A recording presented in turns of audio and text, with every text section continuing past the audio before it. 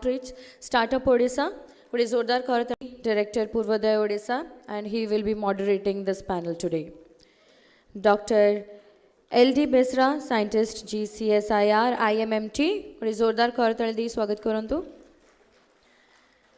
Dr. Manisha Acharya, Founder and Managing Director, Vineyard Forum. Dr. Suman Kumar Das, IIM Jammu. And Dr. Hemaranjan Barik, Industrialist, Keonjhar, and Startup Mentor. Bade zordar kaar taldi swagat karantu.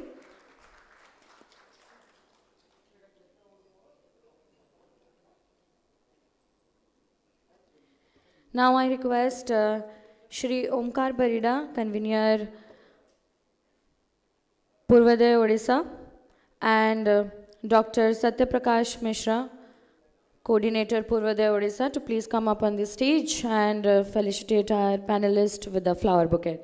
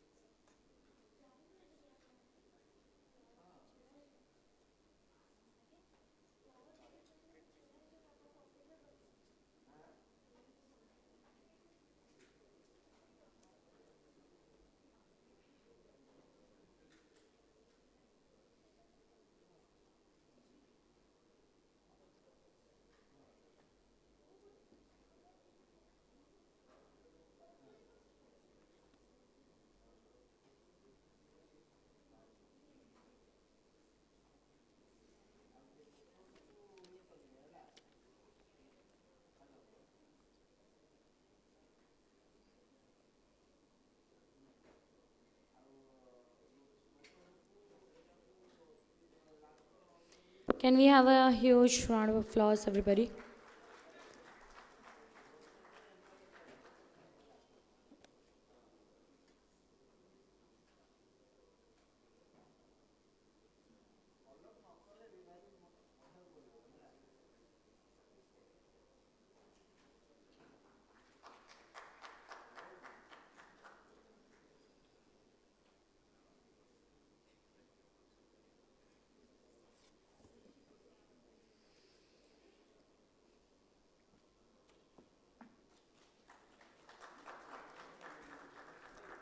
Thank you so much.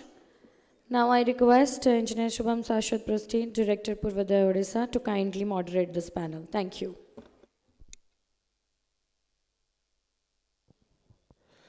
Hello. So, good afternoon everyone. So हम लोग आ गए हैं finally एक launch के बाद Purvodaya mind conclave में. सो सभी को फिर से इस सेशन में आप लोगों को स्वागत है.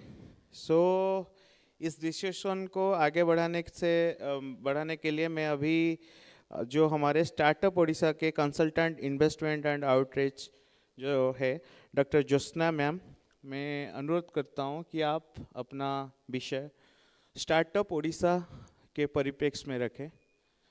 क्या विजन है, क्या आगे डेवलपमेंट है स्टार्टअप ओडिशा का, ताकि हम समृद्ध ओडिशा 2036 तक कैसे पहुंच सकते हैं, बिकॉज 10 साल बाकी है. सो आप विषय रखें. Sure. Thank you, sir. Thank you for having me here. And thank you all the audience being here after post-launch session. It is really difficult. I would like to keep it short, but of course informative.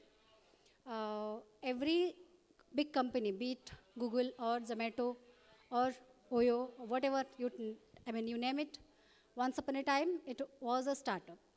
So when startup comes, it is not always possible to keep it bootstrapped. So definitely you have to have some ecosystem or some framework to support and to propel them to the next stage. So Startup Odisha comes right there as an ecosystem partner or an enabler in state of Odisha. So we have multiple options and schemes to support startups, starting from proof of concept stage to scale stage. So apart from financial benefits or financial assistance, I would come to that in latter part. We are also enabling startups with multiple exposure visits, mentorships, and investor connects. Also, IP supports. So where this startup Odisha actually comes under MSME. So the policy has been formulated in 2016, and probably there will be a discussion to have a startup Odisha 2.0, where we can have multiple improvements and multiple things, those who are coming up, keeping relevance to current time. So we can do that. So these are the non-financial support I talked about. When we come to financial support, we have financial support system both for startups and for incubation center. Being a nodal center, we operate in a hub and spoke model. So we try to enable all the incubators across state. Right now we have 2,800 plus startup recognized with Startup Odisha and 32 plus incubators recognized with Startup Odisha. As I speak, the numbers are going to increase because right now, with collaboration with DPIIT, we are accelerating the outreach program in all the aspirational districts mapped by Niti Aayog. And also, beyond those districts, we are outreaching on our own to include all the entrepreneurial mindset and come all the students and those who are interested to be in this ecosystem to the mainstream. Fortunately or unfortunately, I don't know, but most of the startups are concentrated in Cuttack, Puri, Bhubaneswar, Ganjam, and to some extent, rural entrepreneur is there in Gajpati. But last week, probably a day back, we concluded in Nuapada, and only 5 startups are registered from Nuapada, and there is no incubators.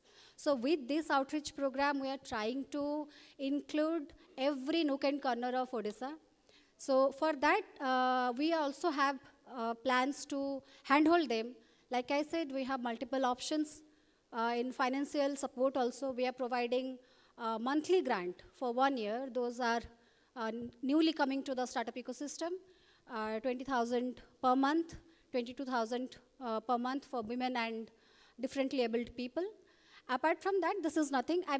First thing, when I'm started talking about financial support, startups should not come with the mindset to get a grant. That's the first thing have to be there. So this is just to, hand-holding the startup to get the curve ahead, the death curve of Death Valley, what we called in startup ecosystem. When you have an idea, when you, identify your idea, then you get the proof of concept, then you need some support, some kind of financial support to go to the next phase. So usually that is missing in mostly also in R&D institutions, because we usually get projects, because I'm also a PhD student. I have done my PhD and postdoc, so I know what research and how and where research goes. We do usually publish, then that come and patent and perish. So we usually patent, then it gets shelved. So when I say it gets shelved, it is basically the innovation dies over there. Because if you are not generating revenue out of it, so eventually your patent is not going to be viable. So this is just a kind of hand-holding to get the next leap. So for that, we also have NBA, because this is for, the conclave is for mineral, and critical mineral is one of the most talked domain right now in India, across world, I would say. So this need-based assistance support is there. So it doesn't have any cap. You can place your requirement. It doesn't have any cap, I say, but it is once a year. So there you can place your requirement depending on if you want to procure any critical mineral for your startup or for your product, or any instruments you want to have, specific instrument, you have to take your innovation to next level. So that support exists in Startup Odisha, need-based assistance. Another one is, product market development assistance. So most of the innovation or most of the startups dies because they usually work on push technology. You must be knowing that what I'm talking about, push technology, because you innovate something, then you try to sell it. If you are working on pull technology, then also things get difficult, because being a researcher or being an innovator, you probably don't have that kind of connect, that kind of market linkage. So we connect with them to the investor, or we help them IP protection. We also help them this kind of funding supports, where you can go and explore your market, or you can make your product which can be, be more apt for the market right now. So this is there, and one more thing is that I would like to mention, there is OSGF, Odisha Startup Growth Fund. So this is a big thing. Right now it is almost adjusted, it is a 100 crore corpus fund. So it's in talk that we are going to get OSGF 2.0, so that will be also a bigger number than what we right now have. So this is a fund which is going to enable, we are not directly giving it, but SIDBI is acting as a fund manager for us. So this fund is given to SIDBI, and SIDBI gives this to AIFs, alternative funds, and they invest in startups, those who are specifically from Odisha. And right now we are focusing, when 2.0 comes, we are going to focus on more deep tech startups, and not necessarily limited, but yes, we are going to push this to nurture more deep tech startups. These are the support systems we have right now. We are also having mentor pools, mentoring sessions. So every incubation center we also have space, incubation space, and we're working on to expand it, because we are really overflooded with applications, those are coming to us for incubation space. Yes, so that's all for now. Thank you. Thank you. Coming to ma'am, Dr. Manisha Acharya. Ma'am, under your leadership at Winners Forum, you have placed a heavy emphasis on sustainability and circular economy validation framework.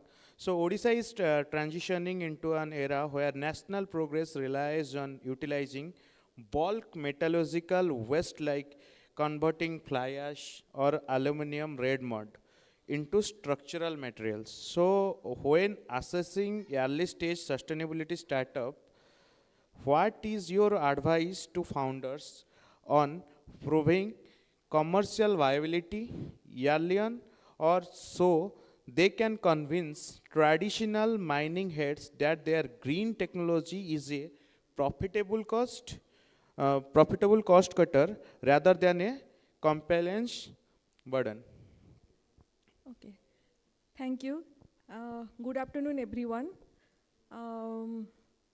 It's my suggestion to the startups: don't pitch to anyone that your product or solution is only for the environmental aspects.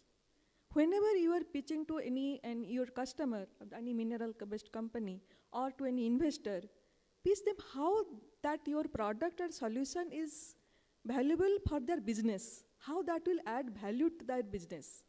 It is if you will only showcase that your product is environmental friendly, or it will green product, then they will not take interest. So it is always advisable that you can showcase that it has the business value. So and some suggestion I can, and some few more suggestion I can give. That first one is make it sure that whatever the technology you have developed to develop that product, it should be perfect. Good technology validation, you must do your technology validation properly. And any certification, anything that you will require, make it sure that you have all the requirements. Because whenever you will pitch to the investors or to your customer or to anyone, they will definitely ask that question. And if you will not 100% sure about your technology, about your all the certification, then the trust value will not be there. Second thing is make it sure that your product, is is it that means scalable? Whatever the technology or product you are developing, is it the scalable? Is that raw material is plentifully available? Because when you will produce that product in future for the commercial scale, you need the raw material. It is not only the lab scale product. So that make it sure that the raw material availability is there. Plenty of raw material availability is there. It should not be just by emotion you will develop something very environmental product. And it should be the market value. Market demand should be there. Otherwise, no one will take interest. So end of the day, you have to do the business. So that you must understand. Third thing I can say, that whenever you will discuss with the any investors or the people, make it sure that how that will add value to their business. Means that economic value at what is the means. Suppose they are using some raw material, and you are saying that by using that waste material you will create value. How that will help? Is that help their business to develop? Is that low cost, or is that add value anything to their business in the not only the environment things? Sometimes I saw many startups who are developing this type of product. They are very only concerned about the environment. They never discussed about how that will cost effective, or how that will reduce the manpower, or whatever the things. Means end of the day, we need to do the business. So how that will help in business way, that is also you need to take care.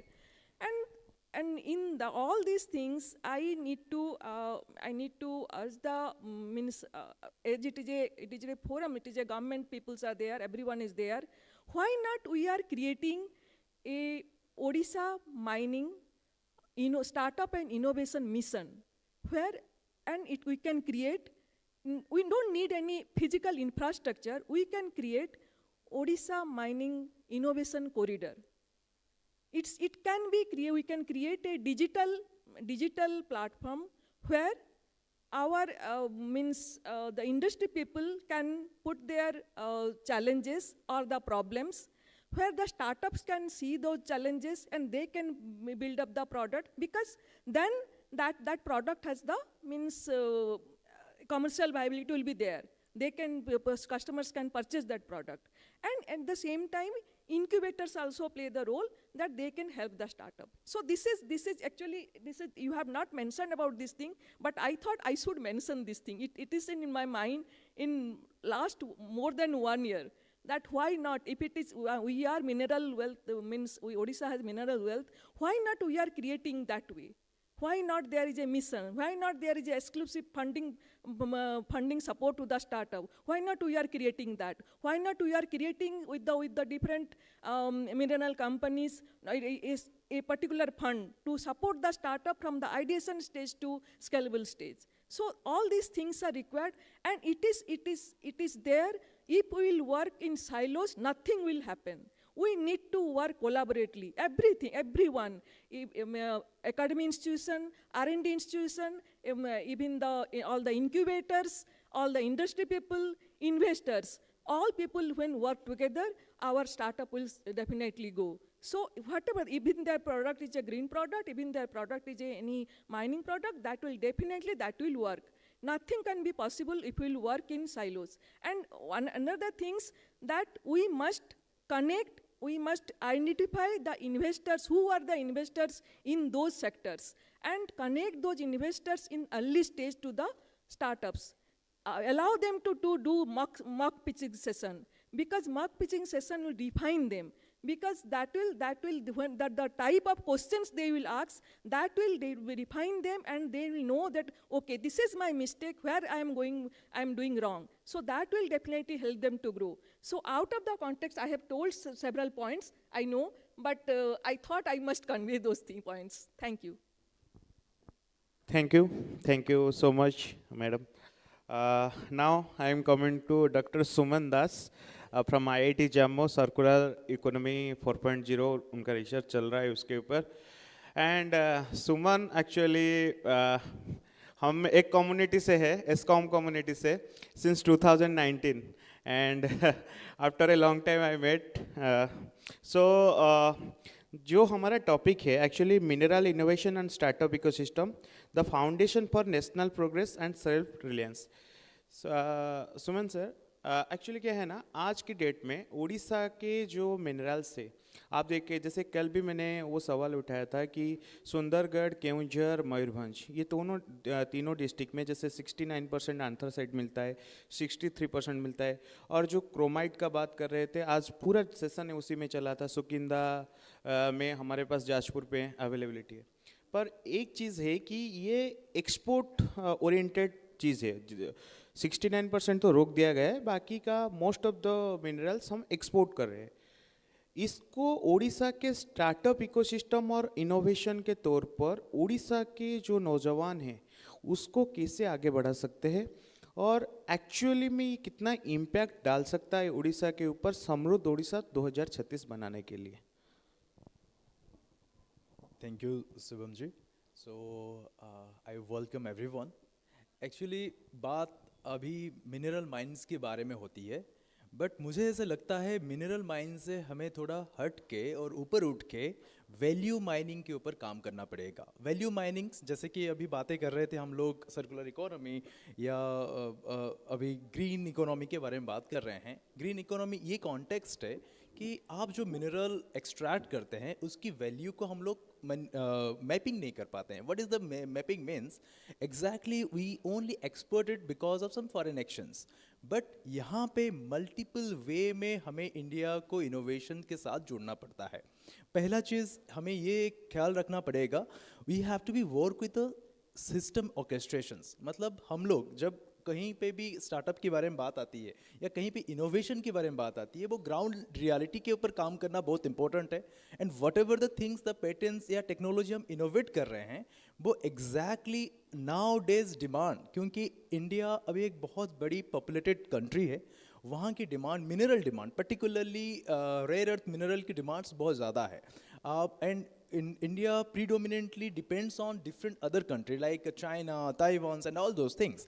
अगर ये चीज़ों को हम focus करें and particularly इसी minerals के ऊपर हम लोग क्या इनोवेशन दे सकते हैं एंड उसी हिसाब से पूरे सिस्टम को ऑर्केस्ट्रेट कर पाएँ, पूरे सिस्टम का इन द सेंस है when you are trying to do some innovations, it should not be only the lab test innovations, it should be industry driven innovations, जिससे कि एक इंडस्ट्री नहीं multiple chain of orchestration industry बन सकती है, जहाँ पे हम मेसो लेवल पे कुछ चेंजेस कर सकते हैं। वो बहुत बड़ी इंपॉर्टेंट है हमारे लिए। सेकेंड बात है, जब स्टार्टअप के बारे में बात आती है, startup always want to work in a different ideas, but normally ideas जैसे कि पुल्स एंड पुल सिस्टम के बारे में बात कर रहे थे, पुल्स आइडियाज़ होते हैं, दे फील दैट कि we have a very great idea and might be really the peoples of India और people of a particular customers requirement is fitting by this type of ideas. But यहाँ पे हमें थोड़ा सा पीछे जाके देखना पड़ेगा कि वो पुल लाइक एग्जैक्टली वो Indian people and Indian ecosystem वो आइडिया को अप्रिशिएट कर रहे हैं कि नहीं कर रहे हैं, and we have to be test validate those ideas, जिससे कि जो हमारी इनोवेशन निकलेगी वो पुल इनोवेशन होगी and we will drive our innovation towards the pull innovations. ये हम लोग एक अनदर एड ऑन कर सकते हैं। सेकेंड थिंग, क्योंकि आजकल हम डिजिटल टेक्नोलॉजी आने के बाद, because you have a lot of digital technologies जो हमें इनोवेशन में रैपिड लर्निंग के लिए हेल्प करती है। Okay, so we have to be embrace those type of digital technology so that the rapid learning, जो कि पहले हमें बहुत टाइम लग रहा था लर्निंग करने के लिए, अभी वो लर्निंग इकोसिस्टम बहुत मिनिमाइज हो चुकी है। So now you have to take the advantage of it. जब आप मिनरल की बात कर रहे हैं, क्योंकि मल्टीपल मिनरल्स बहुत सारे जगह पे हैं, identification of minerals and how to utilise those mineral into a proper startup और प्रॉपर बिजनेस इकोलॉजी की बहुत अच्छे से सपोर्ट ले सकते हैं। स्टेट में माना जाता है कि पॉलिटिकली स्टेबल स्टेट है। Second thing is that peoples are more interested to working on different startup ecosystem, even though मैं भी उस चीज़ों को विटनेस किया हूँ। सो नाउ अभी हमें एक कॉल लेना पड़ेगा so that we have to make an twin transitions, जहाँ पे हम environment as well as ecosystem level पे या digital level पे हम लोग चीज़ों को shift कर पाएँ। So मैं ये अपना point रखना चाह रहा था। Thank you. Thank you Suman sir. Coming to Dr. L.D. Visra sir. Sir, how can IMMT research and innovation helps the Odisha's startup ecosystem regarding minerals and materials for encouraging new startups and innovations in small scale to large scale levels?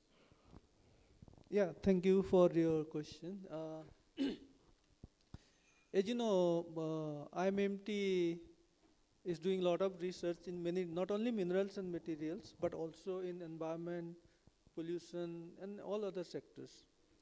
So to encourage this entrepreneurship and startups, we have what is called this Intech Incubation Center. So where we have already incubated, I think more than around 20 incubators were there. So that is one thing that is about the institutional steps. But I'll talk not only from the perspective of a mineral sector, but for any startup. I think as Manisha ma'am and Jyotsna Rani ma'am told, it's very important that we identify a problem judiciously and accurately.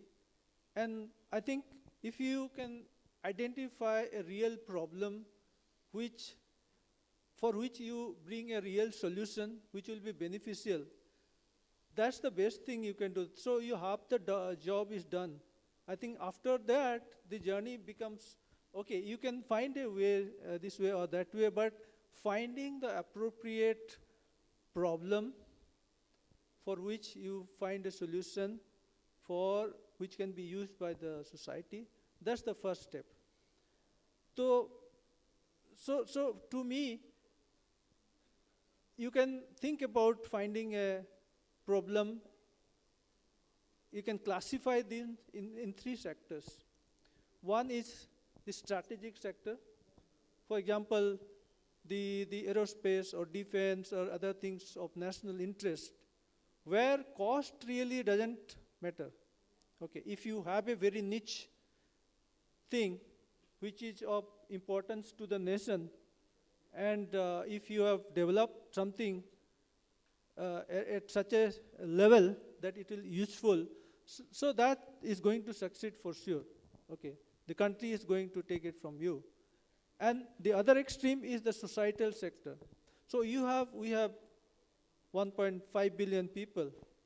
So think about what is the problem. In the ground level, the drinking water. I think now if you look at the statistics, the water stress, you can see all the major cities, the groundwater table has decreased significantly. And also there are issues like contamination of groundwater because of industries or for whatever region. There is iron contamination, fluoride contamination, arsenic contamination, and so many things. So these are some of the opportunities. If you can find even some solution, some kind of filter or anything which can be directly used by the people, so that is going to succeed for sure. So as I told in the beginning, the identifying the basic problem which is going to be of use to the people, that is the first thing. So I told about two sectors, and the third sector is in between these two extremities where you can actually navigate. That includes all other things. So so identifying that problem, I'll just take one example. One of my PhD student, in fact, as you rightly were saying that during the academic research, the students tend to publish and patent. And I don't know how many of the students after publishing or patenting go back and look at their own paper. I doubt how, yeah. So that's the scenario.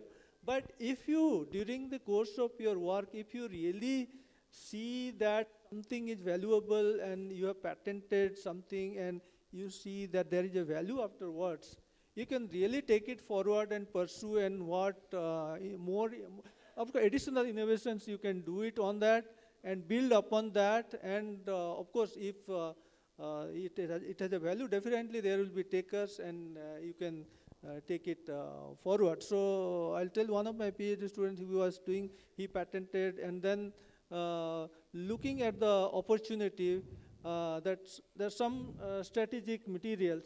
So that kind of materials in India, it's not produced. There are production is happening somewhere in Europe, and in India that 2D material that is only being marketed or marketed here. Okay, so there are no producers. So he identified, he made a survey, and there are no producers in India for that. So that is something which is likely to go global. So if you want to really make it big, look for an opportunity, this kind of opportunity, which has a global potential. So depending on what is your interest, and so you can actually segmentize your interest into these kind of sectors, and then you can go about doing your work. Thank you. Thank you so much. Actually, as we are running slightly behind the schedule, so and one of the most anticipated segment of today's event, the startup pitching session, is still ahead of us. I would kindly request each of our esteemed panelists to keep their concluding remarks within minute. Just last question. One within 30 seconds you have to say.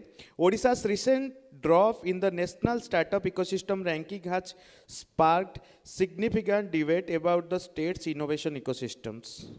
What strategic policy reforms or amendments is Startup Odisha introducing to reverse this trend? Madam, to you. More importantly, how will the new policy create a globally competitive, investor-friendly and innovation-driven ecosystem that not only nurtures startups but also ensures their long-term scalability and commercialization and also job creations? Within 30 seconds. Yeah. So yes, that's very tight time schedule, I must say. But to conclude, I would say the policy should be lenience towards long-term innovation like deep tech, because it is not going to yield you any result in 1 or 2 years. So that has to be their support system, and also to have a robust monitoring system, not in terms of, as right now what we are doing, we are providing funds and we are just monitoring the monetary expenditures. That's what more or less we are doing. But at least we should have a very good framework to monitor or to provide support where they need it to the startup, and where the technology jumping into from the TRL 1 to TRL 9. So that we have to do. Thank you. Ma'am, Manisha ma'am. Yes, as I said earlier, every stakeholder should collaborate. We should not work in silos. That is most important. And also, we should think that how our sunrise sectors, how we can help them in those sectors, how we can help the startups. And startups are not dependent only on the grant amount, and but real mentoring support. We need to identify right mentor for the right startups. Even we can do the one-to-one mentoring session or group mentoring, but mentors should be proper, and mentors should be from industry, from investor, and lots of requirement for our Odisha startup mock pitching session. That is must, because whatever the means from investor, what is the we listen to them that pitching is not very that good Odisha startups. So that is very much required. So there are lots of other points, but I don't have much time. You are not giving me. So let's discuss further. Yes. Sir, please. Yeah, as I told, finding the real problem. So maybe some orientation or brainstorming things can be encouraged, where the aspiring entrepreneurs can be trained about finding the problems, of which they will find the solution. Thank you. So another thing is that, like for Odisha startup ecosystem, a lot of ideas should come from our rural area. I think Odisha should give an importance to the rural startup ecosystems because the mining sector is more affected in the rural areas. So that one thing, and the way we are evaluating the startup, that's another things because we never only evaluate the startup based on the how much revenue they are getting it, but also what exactly the long-term impact they are doing it. That's a very important thing. There's two important thing that we should consider while you are doing the policy and for policy making. So this is my points. Thank you. Thank you. Thank you so much. Let's start the pitching session. I would like to call the anchor. Just a second. Actually, I have just yes. Just a second. So actually, we have Professor Hare Krishna Mishra. Professor Hare Krishna Mishra, former professor, Institute of Rural Management, Anand, Gujarat, in the area of computer science. He was the former chairperson of Innovation Driven Science and Technology Entrepreneurship Development Board, Government of India. Also, former chair, professor of Varex Korean Center of Excellence at IRMA. He is currently chairperson of International Cooperative Alliance Asia Pacific Research Committee. Thank you, sir, for coming here. Thank you so much, ladies and gentlemen. With that, we come to the end of this enriching panel discussion on innovation in the startup ecosystem for Viksit Odisha and Viksit Bharat. I sincerely thank our esteemed panelists for sharing their valuable insights and inspiring perspectives. Your contributions have truly highlighted the power of innovation and entrepreneurship in shaping a stronger Odisha and a stronger India. A heartfelt thank you to our audience for being a part of this engaging session. Please join me in giving our distinguished panelists a warm round of applause. Thank you so much. Now it's time to felicitate our panelists. Once again, I request Engineer Subham Sashwat Prusti, Director Purvodaya Odisha, and the moderator of this panel to felicitate our Beauty with Brain ladies present here on the panel. Dr. Joshna Rani Chena, Consultant Investment and Outreach Startup Odisha, and Dr. Manisha Acharya, Founder and Managing Director, Veneers Forum.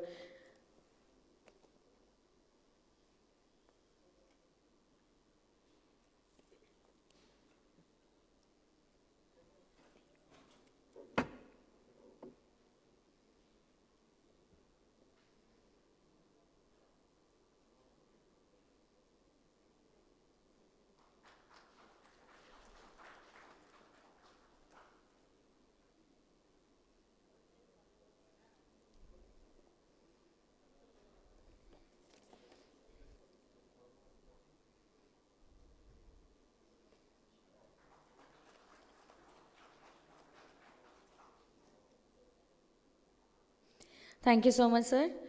Now I request Dr. Hemaranjan Barik, industrialist of Keunchar, startup mentor, to felicitate our esteemed panelist, Dr. L.T. Beshra, Scientist G, CSIR, IMMT, and Dr. Suman Kumar Das, IIM, Jammu.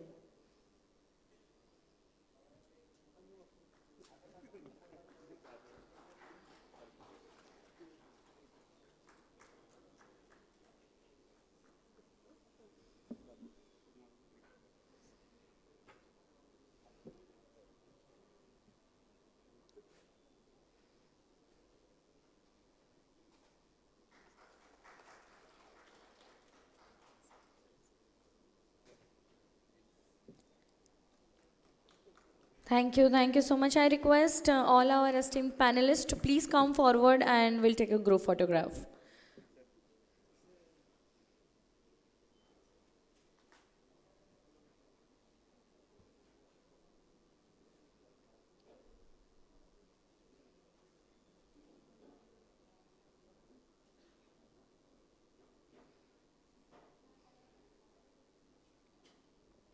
Thank you so much, ma'am. Thank you so much, sir. Please have your respective seats.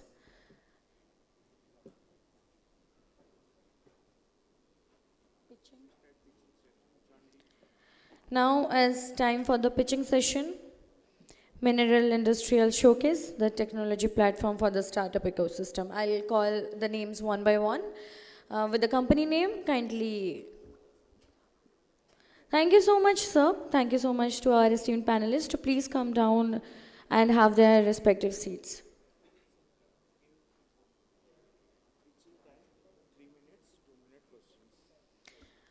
So the pitching time will be 2 to 3 minutes.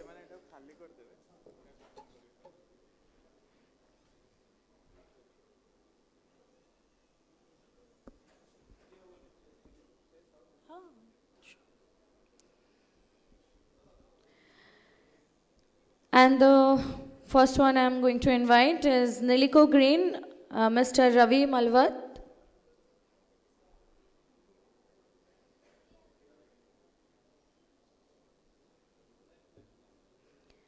Next we have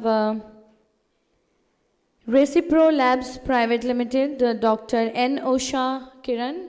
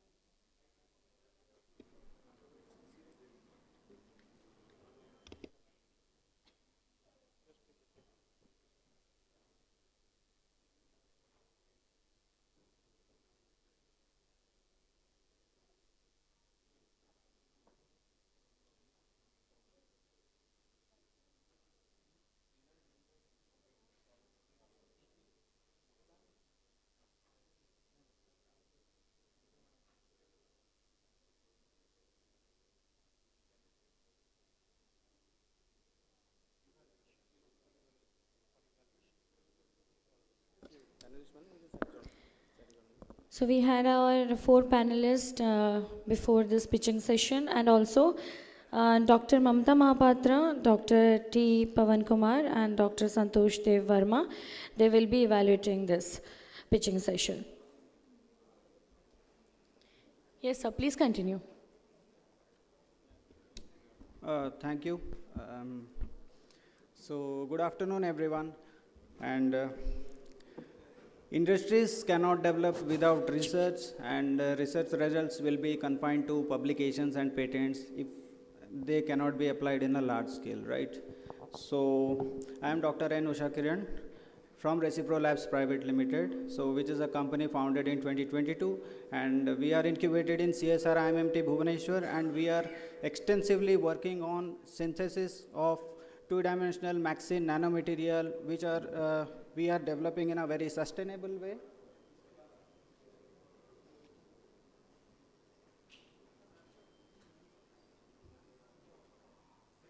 Yeah. This one. Okay. So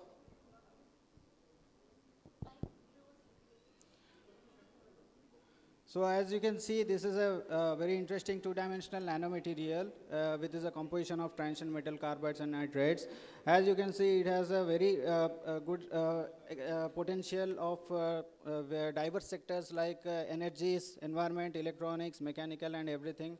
So if you see the global Maxine market, that has been valued nearly $36.7 million in 2023, and it is currently increasing day by day, year by year, and that has been projected to $150 million by 2029. And in the battery sector particularly, if I am talking about, so if you see the lithium-ion battery demand is expected to reach nearly 115 gigawatt hour by 2030, and particularly this material actually will be a game changer if you are going to do if you are going to add this in a very little, and this creates a massive opportunity for the scalable synthesis of this material. And we have our innovation technique that is called flash sintering technique, and it is where we actually use the titanium scrap. And we are not just using the raw material, we are actually sustainably developing this material from the scrap using the titanium scrap. And we are doing our flash sintering technique where you can see we can just synthesize this material in some seconds. Whether when you are comparing it with the conventional method where it takes nearly 24 hours or more than that. So the national importance of this product, you can see that it is very crucial for renewable energy transition and for to improve the energy access and compatibility with existing semiconductor technologies, because it has good electrical conductivity and all. And with respect to the technology, that I can say that we have the indigenously developed energy efficient flash sintering technology where we can produce this material in a large scale and which actually aligns with the Atmanirbhar Bharat and promotes sustainability resource management, as we are using titanium metal, scrap titanium metal, and we are producing this high value material. So our strategy is simple. So we have already reached the technology level of 6 with the funding support from Ministry of Mines, Government of India, to develop this material in a large scale. So that is, currently we have the capacity of recycling the titanium metal to 1 kg per month, and we have a current battery capacity 1700 milliamperes electromagnetic, where it can actually block all the EMI waves, and we can get a clear signal without any interference. Apart from that, we are working on implementing this material in environmental applications like sodium ion rejection to get pure water, drinking water from seawater also. So this is our traction. So we have been founded in 2022 and we got the funding in 2025. In the meantime, we got the technology award, IIM Technology Award also. And currently we have an independent lab here in leaders who are actually working to Project Recipro Labs to become a global leader for this manufacturing of this advanced nanomaterials and for their application in energy, environment, and electromagnetic. And so I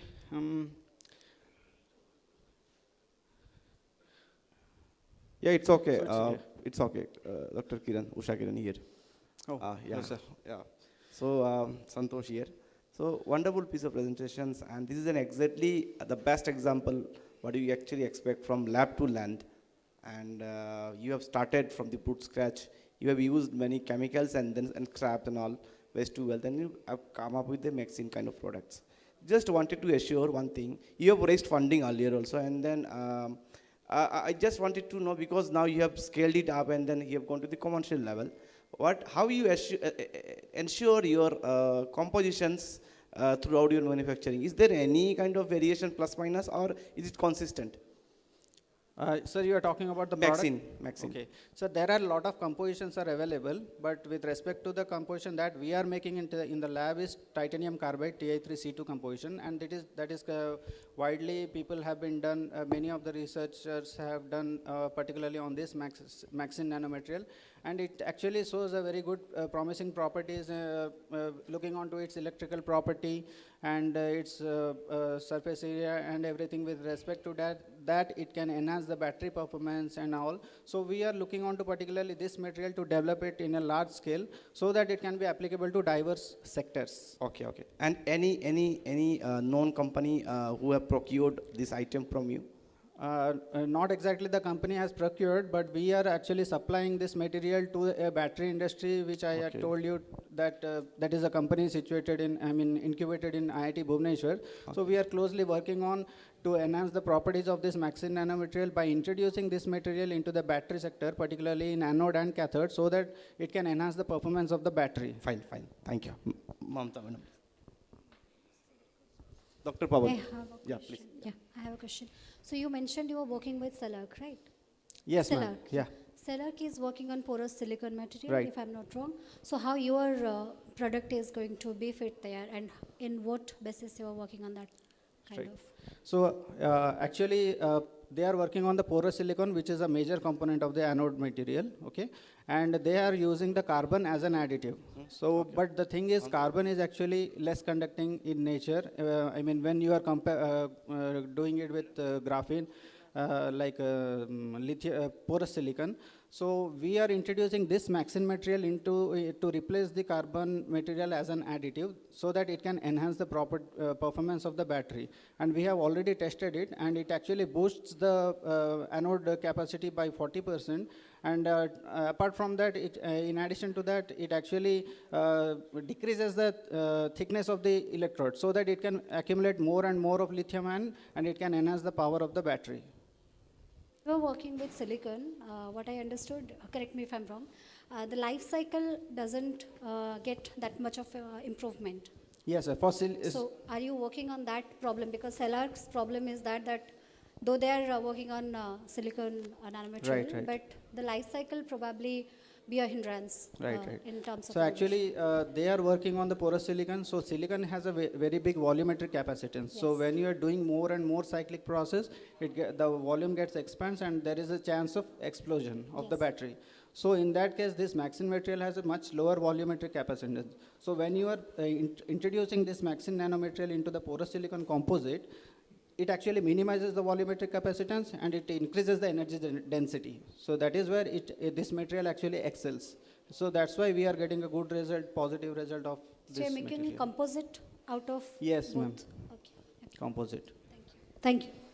Thank you very much. Hello, here. This is hi, Dr. Das. So actually, I just want to know that because you're talking about recycling kind of a things. Right. So how you are collecting? What is your reverse logistic? What is your logistic part that you are connecting? Because when you are talking about this type of material, titanium, and it is a very rare kind of materials, and what is your reverse logistic processes that really support you to run the business? So actually, so we are working, I mean, initially these materials actually prepared by using the raw materials like raw titanium, aluminum and carbon. So we are using instead of using the raw titanium, we are contacting with different aerospace industries where titanium is exclusively used. So we are getting the wastes from the industries. We are using that titanium, and we are we are converting this titanium into a high-end Maxine nanomaterial. So there is no change in properties also, and we have already compared this with that. And talking about other elemental powders like aluminum and carbon, we can also use some kind of other raw, not exactly the raw material, we can use some recyclable materials, like from tire also we can get the carbon, and from aluminum industrial waste we can get the aluminum back again, and we can use that kind of material to produce our material.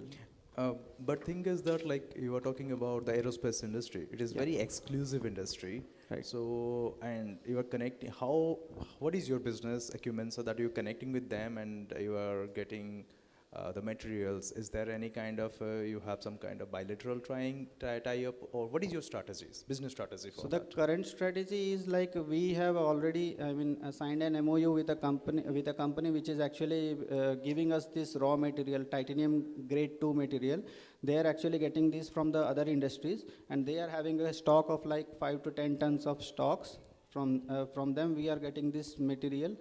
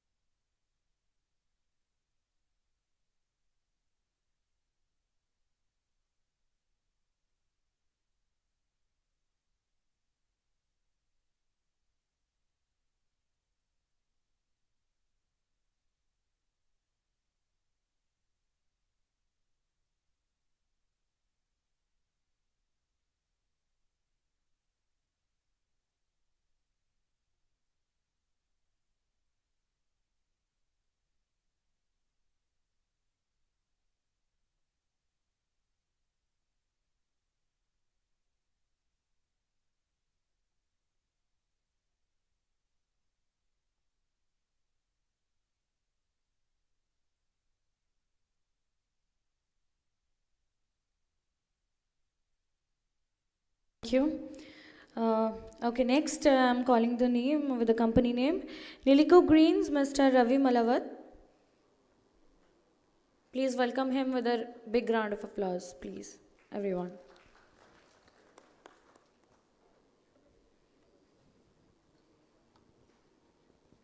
Hello. Hello.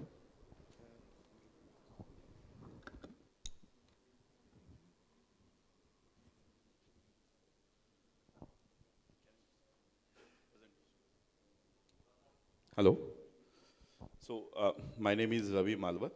So, I am founder of Nilico Green Technologies.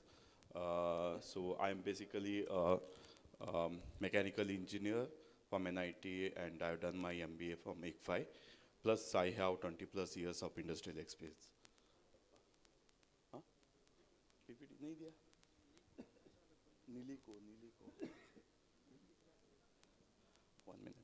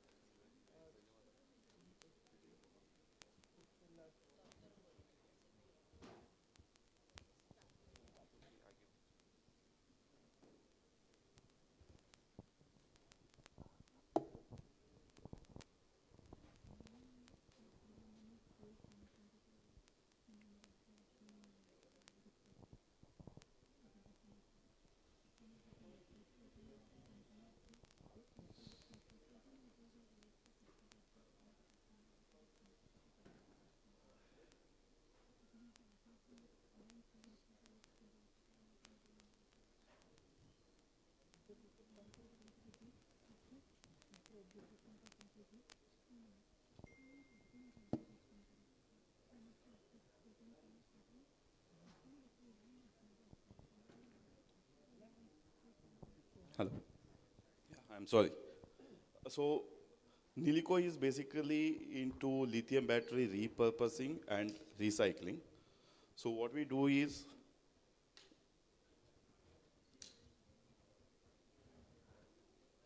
oh, one sec. Pointer.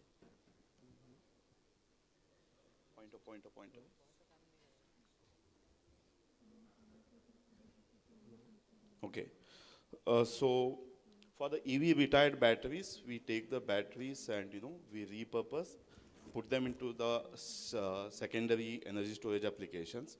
It's basically a second life, and then further we recycle and extract the critical minerals like lithium, nickel, cobalt, and also we are working on the cathode active material development. So yeah. So we established in year 2024 at Bangalore. So we have set up a pilot plant to recycle black mass to the battery salts like lithium, nickel, cobalt. So we received some government grants from Ministry of Mines, BIRAC, Karnataka government, etc. Yeah, and planning to set up a higher level plant. So this is the business model. So we collaborate with the OEMs, and we take the batteries and we process and put them into the best applications. Further, we recycle and refine. And again, the refined material, we sell it back to the cell manufacturers, which gets integrated in the batteries and again supplied back to the OEM. So this is the setup what we have. So that's the pilot plant what we developed for the recycling as well as the repurposing. So this is the technology development board who visited us. So this is the team. So we have best experts, we have material experts, and we collaborated with the IIT and IISc for the elemental research. And now we are getting incubated at IMMT. So when compared to the industry, we have got a good differentiation. We have filed the patent applications for them. Like one is like lithium recovery level, what we get from the industry levels are quite high. Industry gets around 75%. We get more than 90%. Then again, the second differentiation is industry extracts and does the salt in the form of sulfates like nickel sulfate or cobalt sulfate, and that's getting exported now. But we try to develop from the black mass directly to the CAM, which can be assembled into the cell manufacturing. And also, yeah, ZRD and the business model. So this is the problem we are trying to resolve. One is uh, dependency, import dependency of say battery cells, and nowadays it's a CAM. So till date batteries were imported and later on cells, and now a CAM is getting imported. There are some players like Ola, Exide and all. They are manufacturing cells, but cathode active material is getting imported, and that's the gap we are trying to bridge. And the second biggest problem is LFP. LFP is another chemistry, like mostly these batteries gets into the four-wheelers and all. So it's a big volume. LFP is commercially not viable for the recycling. And the reason being only it's lithium, which is valuable. When compared to the NMC, it's like recyclable. So it may not be recyclable, but it has to be recycled because of the regulations. So that's the reason what we figured out is like, we can put them into the second life application, repurpose them, add some more value from the value chain, and then further recycle. So repurposing would be done very simple way. So hardly 15 to 20 minutes to segregate and identify what is what can be repurposed. So basically, the life would be predicted, what's the pending life, and which application it will get into. So if we just see the physically, if any issues we find, pack not okay, we just open the top layer and check for the harnesses, and then further again we test it and put them into energy applications. So we don't open the complete pack and get into a cell level testing at all. So that's not commercially viable. And this is another process. This is again a patented process. It's not completely developed. At lab level we have tested it, and that's where we have been incubated at IMMT to put up a pilot plant. So here the lithium is extracted first. Okay.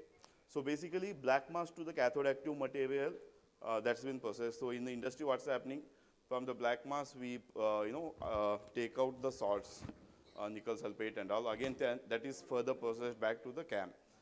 So that's what is happening. Like salts are getting exported nowadays, and we import to the CAM. So that gap we are trying to bridge. We want to complete the cycle. And by doing this particular process, there are so many stages like solvent extractions and all. We eliminate those stages. So we directly refine black mass to the cathode active material. So there's a good market for the, say, best energy storage application as well as EV. Again, growing at the rate of 20% plus. So this is the CAM testings what we had done at the lab level. So this is the industrial application best solution. We are in the process of development. Yeah, overall this is the status. Like we have set up the pilot plant from black mass to battery minerals. It's already running. So we make revenue somewhere around 5 lakhs per month. Then now we are still working on the black mass to the CAM. This pilot plant is not yet completed, that we are working. The repurposing we could able to develop for the energy storage solutions like home applications and all.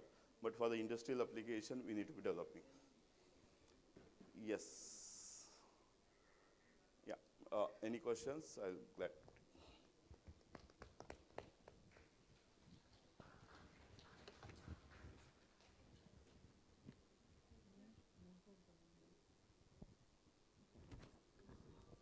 Hello.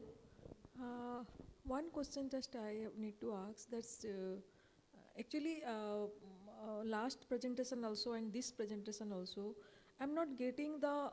It's for the business presentation. It looks like the scientific presentation only. So what are the funding support you at least? What are the funding support you have received? How you have utilized and when? What is the roadmap for the further progress? That things is missing. So any light you can see that what is? So we got the fundings from Ministry of Mines around 90 lakhs. So I think the first stage been dispersed and pilot plant we have put up. So we are yet to get the fundings from the BIRAC. It's on the bioleaching part, not yet released. There's another funding from the Karnataka government, around a few lakhs. So yeah. And you have also incubated in Sign IIT Bombay? Yes. Okay. I don't know, like, how do you get to know that? But yeah, a bio-leaching project, we are working over there. Okay, okay, got it. Thank you. She's an insider, so of course she knows things. Okay, so my question is, what is the unit cost of recycling to the final product? So this is like hydrometallurgical, we are talking, so it's around, say, $12 per kWh. Okay, so I would suggest to include cost parts and No, business. I do have all those details, like, I do have. Okay. But If yeah, you have, that's okay, see, fine. yeah. I mean, when you are pitching to all the startups, when you're pitching your pitch like it is a product and you are providing, someone is going to invest in you, so definitely he or she going to Yeah. see that what benefit he or she can earn. I mean, As- I do have complete details. okay, so you must include that when you are pitching. Sure, yeah. Pitching meaning like your technology plus business, Yes. plus profit. Thank you. Thank you. Any other questions? Thank you. Thank you so much, sir. Okay, coming to the next B School Forum, Mr. Gautam Mahanti. And I'm reading out more 3 companies. Please be ready after this. Ekar Innovation, Ecoanant Private Limited, and Engsmart Materials. Please be ready after this.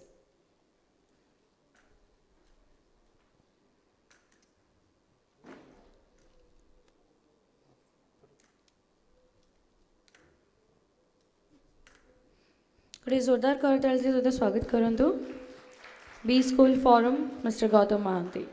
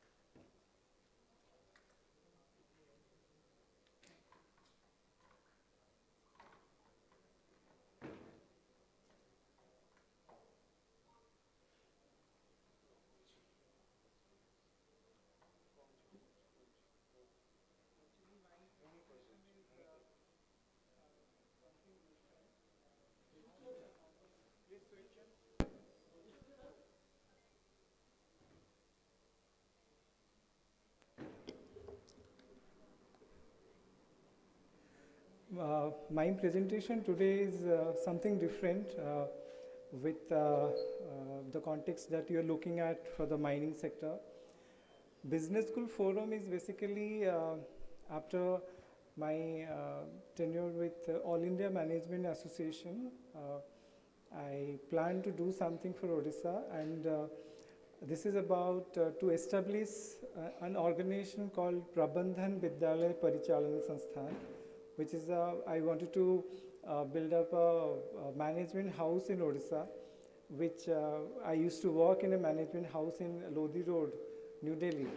So that came to my picture, so that I get this name as a business school forums, because after working in different sectors, uh, my first work with Sarafi Chemicals, then I worked with PlayStation.com, then I worked in different coaching centers, and then finally I decided if I will pursue my career with the education that I have, then I decided to do something on business school.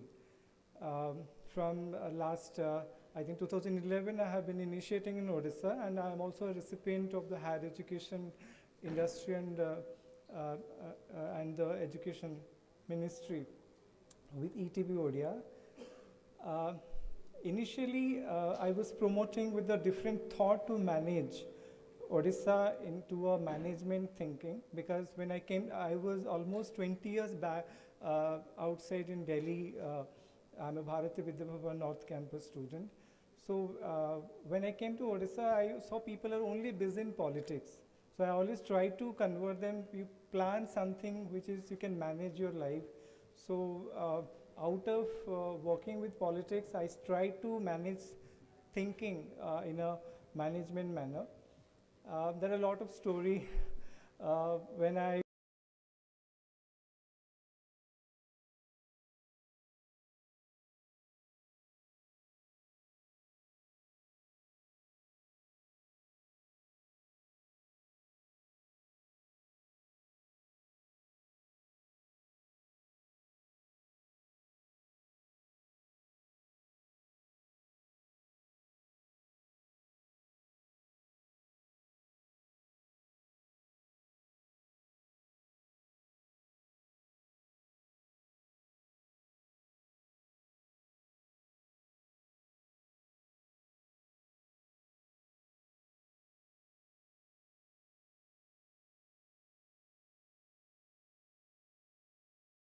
university.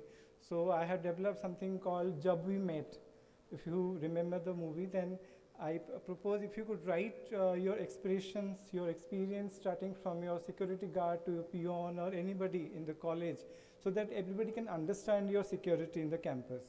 So that we also introduced in Dr. Ambedkar Institute. But my today's presentation, I was introduced to the previous session that I have developed a sustainable development chart in artificial intelligence.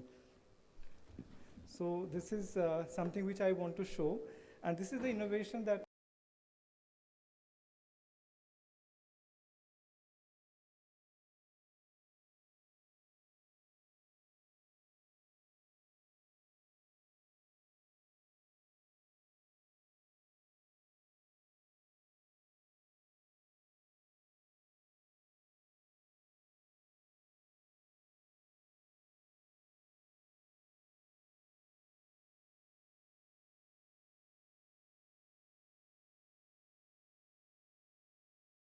writer. I usually write articles for Buddhism, and I'm a Abhilekhagar archive speaker also spiritually, and I'm a research theosophist. If anybody know about Madam Blavatsky and Colonel Olkert, Jiddu Krishnamurti, if you have read, so my life is totally inspired with his teachings.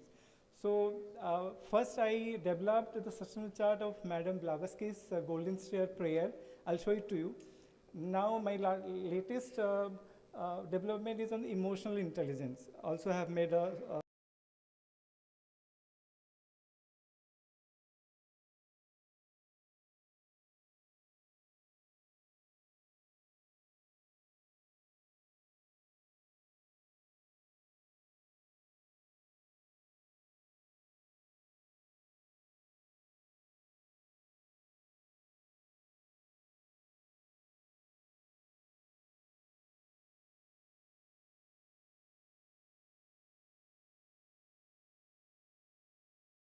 publishing in the Odia article.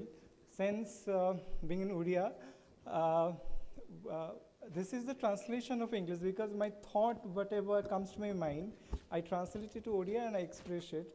The initial publication of the artificial intelligence sustainable model chart started with Odia. If you search in Google, in Odisha Ray, the first article was in Odia, then I published in English, so that our Odia name can also go on.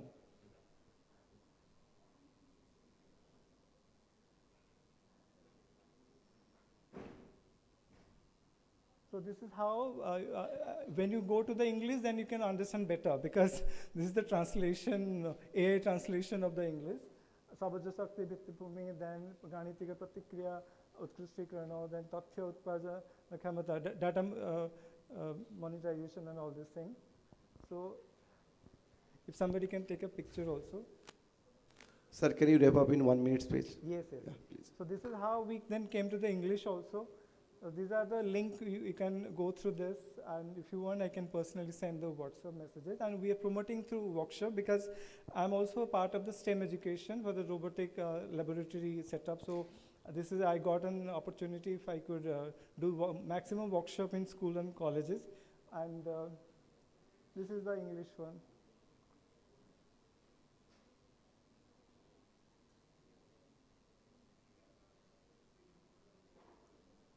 This is something the same. I try to made it in a different. I've also made a sustainable chart model in archives. So this is also one of the innovation, and this is the golden stair of Madam H.P. Blavatsky. That's my first development of doing the sustainable chart model of golden stair. Clean life, open mind, pure heart, eager intellect, spiritual perfection. Then this is the prayer, golden stair of Madam Blavatsky. If you know, then. We usually, this is a universal prayer, irrespective Sir, of all. please conclude actually remaining Yes. So this teaching is, is how there. That I wanted to show it to you. Thank you so much. Thank you. Anything you want to? Thank you. Thank you. Yeah, Some questions is there from audience. Thank you for Request to anchor, please come for the next piece deck and request everyone जो लोग piece दे रहे हैं kindly वो अपना piece deck submit कर लीजिए ताकि ज़्यादा टाइम ना लगे.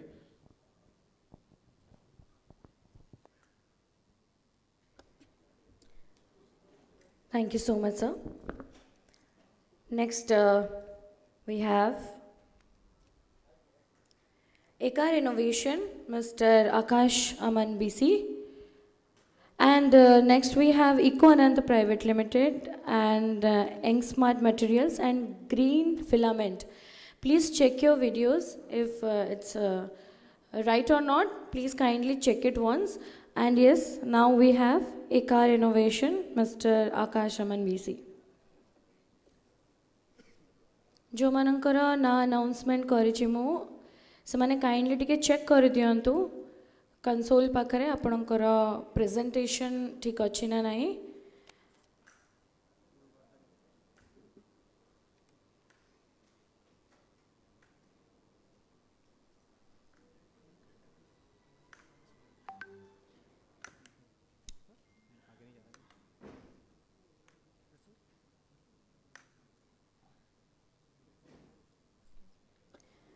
Once again, I am calling out the name. Eco Anand Private Limited, Eng Smart Materials, Green Filament, Green Velty Private Limited. Kindly check your presentation. Thank you. So good afternoon, everyone. I am Akash from Akar Innovation Private Limited. I am the founder and CEO of this company. Hello, everyone. This is Devashish. I belong from Akar and I am the co-CEO. So here in Akar Innovation and Design Studio, we built autonomous platform. This is modular autonomous mobility platform for all the sectors like cargo logistic to transport to mining to everything. So our mission is to make industrial sector or industrial operations through autonomous mobility and all the mining through digital platforms. And our vision is to make something to the defense sector which we can operate through autonomously in a sector where the logistic problems are there, where people can carry up to 20 to 25 kilos or 30 kilos of payloads in high altitude areas, such like that. Yes. So mining remains the world's most hazardous industry, but we have the least amount of automation there. So our idea is to digitalize that space. Like we have bots that can go and come but there is no management of fleet there, there is no autonomous operation there, there is no mind there. Like one bot is not at all connected to the other one, and we are here to create that. And mining is a hazardous industry. Imagine a person is going in unappropriate area which is hazardous, which is not safety zone, and imagine a person who is walking on a toxic conditions. So before man, our birds can go autonomously through our autonomous stack, what we have built through our modular autonomous mobility platform, AI enabled, and that is operate through a predefined a 5 kilometer or 10 kilometer radius where you can put all the coordinates over there. It can goes automatically to that positions, do their actions, and come back to its original position. So our equipment involved operations have not. But today, the machines are available. Today, the mobility is available. The trucks are available. The JCBs are available. But we don't know how they are maintaining. We don't have any data. And most importantly, if someone is transporting something, we don't have that data acquisition in a single place or in a digital platform. So our basic idea is like autonomous vehicles should assist the miners. They shouldn't replace them. At the end, we believe that the human should produce the ideas, they should plan it out, and it should be the machines that they assist and they do the job. Because we think like machines, if there is a place where a machine can go and do the dangerous job and a person can remain safe and like have an idea about what's been happening and they can organize things, then that's the best idea that we can go for. So here we are introducing digital mining. So in digital minings, the machines go first, the peoples who are skilled and doing the repetitive jobs, doing the hazardous job, they can remain seated and operate from one space. So why the Acar advantage is we are already manufactured our mobility platform. In our autonomy stack, we already developed our GCS platform, our navigation system, our cargo platform. The most important is fleet management. That means one driver can use one truck or one platform. But in our system, at once, in one platform, you can operate more than 50 platforms or 100 platforms. So our basic idea is our platform is completely modular. So it is agnostic of the vehicle. It's all about our software stacks. Like you can see in the picture, we have a single module, but we have 6 different variants of it. Like the same chassis, the same framework can work as a, let's say, a mining dumper. It can work as in a healthcare Assistant. And it can work as, let's say, inspection. And it can work as so much more.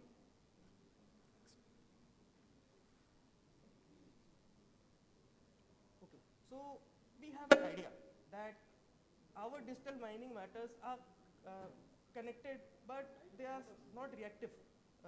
Like we want it to be connected, not reactive. Because why should we always do stuff when something happens? Like there should be a preventive maintenance, and like after only we get into a problem, we try to solve it. But with our fleet, what happens is everything is autonomous. Everything has a mind of its own. Everything is connected. Like if there is a maintenance needed to be done, so I don't have to keep a track out of it. My bots, they know when things are needed to be done, and they get it done. At the end of the day, I can go and check like what has been done, what are the pain points, and what are the stuffs that they have done exceptionally well. So each and everything has a track of. So this is a basic idea of our software stack, so our fleet management system. So you can see there are various dashboards there, like the fleet live, where I can see how many bots are active right now, which are not active, which are idle, which are in mission, what missions they are in, what are the things that they are doing great, and what are my pain points. So it gives a basic idea of it. It can map the whole mines. I can check my maintenance places. I can get analytics of stuffs, and at the end I can have records. So it gives me a basic idea of what has been done till now, where I'm lacking, where I have to get, where I have to improve and get better. Yes, and the most important thing is the dashboard is that much easy, anyone can access it. let's say we're in IMMT campus and I have to go to the main gate, or I have to go to the garden or academic block. Just you have to put the coordinates that 1, 2, 3, 4, the things wherever you want to go. Just like as lift, you just have to press 2 and the autonomous vehicles will come to you, sit it down and go to that place and come back to its original position. So every milestones expand and all. Then we already achieved our phase 2, that our radar navigation, fleet management, and our digital mines dashboard, that GCS, ground mines dashboard, that GCS, ground control systems. And we are moving forward to the smart mining ecosystem. We don't want to get into only mining. We want to get into the all mobility platforms. Such like that this is a AI stack you have to put into any EVs that will act as autonomous in 5 kilometer and 10 kilometer radius. And here the overall funding we are asking for and the distribution of it in next 12 months. So our basic revenue model is like we are not just a hardware company. We are more of a software company. We are selling a solution. And I just put my model. You can see. But apart from it, we do have hardware opportunities. We have our fleet software, which are heart of the complete scenario. Our mission modules, like we have different modules, like different stacks for different type of stacks. Like let's say I have one for mining, I have one for taking any intricate parts, or let's say something for inspection, and so on. We can provide annual AMCs for that and custom solutions as such. Kindly conclude it as yes. So we have short time. The road we imagine is humans in command, machines execute.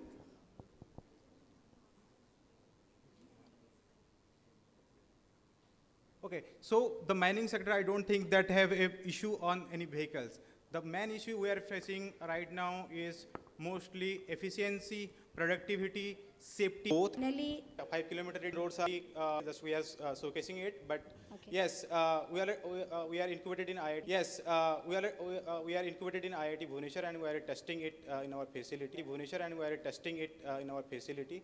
And almost we are achieving accuracy of 80% to 85%. Accuracy of what? Accuracy of automation. Okay, thank you.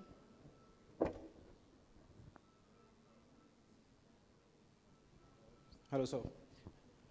So I'm Dr. Das. Just I want to know, because Indian mining sector is like a lot of uneducated people are working on that one. And when you're looking at what are the exact costs the company are paying for them is very less. And why a company or why for them is very less. And why a company or why the mining sectors really appreciate your ideas. Because if you are a only technology driven company, it is not really solving what Indians need. Because most of the time what happened, I saw a lot of technocrats only looking the technology rather than real problems. So I just want that you just have your strategy, how you will solve the real problem rather than only technologies.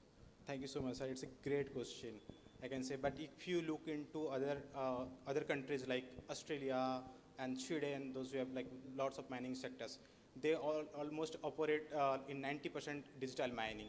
Okay, in India, we have many trucks over there, and we have to transport tools, we have to transport fuels, we have to carry something from there. So rather than we are using lots of skilled people there. So we thought of that the repetitive tasks should be done by some kind of a cargo vehicles, which can operate in single and. Because हमारे ministers भी आने वाले हैं, and also बहुत सारे pitching के लिए अभी भी बहुत सारे.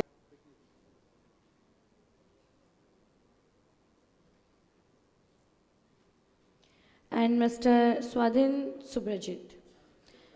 And फिर से मैं बोल दे रही हूँ कि 3 minutes is the pitching time and 2 minutes for the question. Don't exceed. Thank you. Good afternoon, everyone. Respected judges and everyone present here.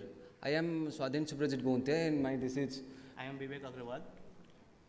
We are from Econanta Private Limited. Our main goal is to transforming agriculture waste into high value industry material. Before I starting our presentation, I want to say why we start this project, why we start the business in agriculture waste. This is because we belongs to a west side of our Odisha, where there is number of rice mill is there, where there is two type of waste is generated. One is rice husk and one is rice husk ash. Rice husk is a certain limit it is utilized, but rice husk ash is not fully utilized and it damages the soil fertility. So from I would urge you to just here. I would urge you to just go to the problem statement you are addressing and how you are addressing. Okay. Okay, ma'am. So here we find the problem statement that to utilize the rice husk and rice husk ash from the waste of rice mill. Why Econanta is doing this type of material? Our main perspective is to waste to wealth and to make the product circular economy and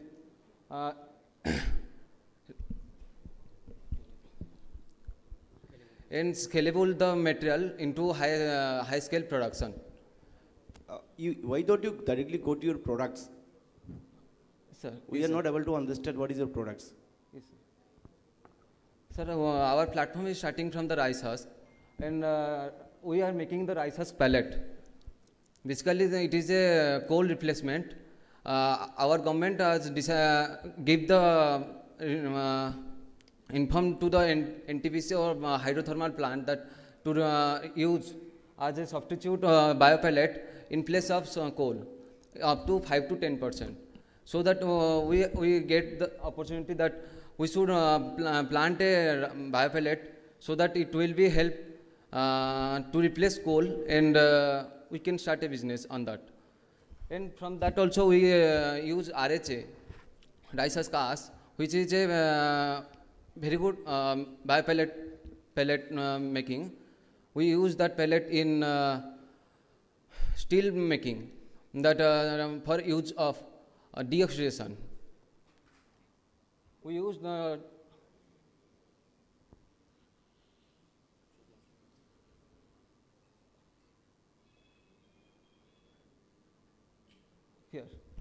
here we add the different type of application.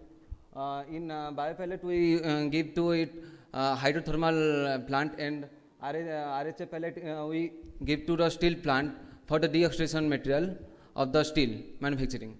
And sodium silicate, one of our best and circular economy product, which is used in paint and detergent companies.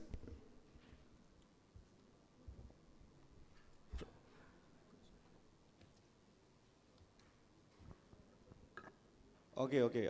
We understood your products. Here is Santosh here. Yes, so sir. I just wanted to know, because you have shown that you are actually using the rice ash, Yes, sir. converting rice ash. Are you converting it, or you are actually procuring ash from the company? We are outsourcing rice husk and rice husk eggs from rice mills and other bonding You are areas. outsourcing both the things. Yes, sir. Raw materials. Okay. This is the first point. Okay. Yes, sir. Because Raw- because if your product you are converting into ash, then it will be costly for you. Because you have to burn it at 800 degrees centigrade, something like that. Yes, sir. Then, now it is amorphous silica. You have made sodium silicate. Now you call it distributed silica. You have done some kind of you have added some acids, and then you dissolve the NaOH by adding with that, and then you generate it. Okay. Now just wanted to know, how do you ensure that this is a precipitate silica? Have you done the lab research that the BD service is this and that? Have you confirmed that? Yes, sir. So is it coming under that specifications? Yes, sir. There are so many companies making this precipitate silica and all those things. And what is the USP that you have from the other industry? So in Odisha there is no such type of industry which is making precipitate silica or RH based precipitate silica. They are mining from the Rajasthan. You can know that UP Rajasthan और हरियाणा में ये mostly use कर रहे हैं इसको। हाँ। मेरा question आपको डायरेक्टली है, आप आराम से नर्वस मत होइए, सीधा देखिए इंडियन मार्केट, उड़ीसा मार्केट आपने मेंशन किए हैं। सो आपका कंपनी कितना कंट्रीब्यूट कर रहा है वो आप बता दीजिए उड़ीसा मार्केट के लिए, एंड फ्यूचर क्या प्लानिंग है 2026-27 के लिए। सिंपल 30 सेकंड में जवाब दीजिए बस। सर अभी ऐसे यहाँ पे मेंशन है कि हम कितना इंडिया मार्केट कंट्रीब्यूट करता है। हम यहाँ पे अभी लैब स्केल में हैं। हम अगले साल से स्टार्ट कर सकते हैं on biomass pellet contributing around. Sambalpur में हम स्टार्ट करें तो 20 टन्स पर डे का करके हम अराउंड 60,000 पर एनम तक हम प्रोड्यूस कर सकते हैं in Sambalpur and provide it to NTPC Angul and all. Okay, thank you. Thank you sir. Good. Thank you so much, thank you. और एक रिक्वेस्ट है सबसे, जिनका पिचिंग ख़त्म हो गया है, नेक्स्ट जो भी टॉपिक है कुछ आने वाला है, जो भी आपका है सब वैलिडेशन के बाद ही आपको बताया जाएगा। So after the pitching please stay back, कहीं मत जाइएगा। Okay, next miss Sagarika Sahu, एंग smart materials.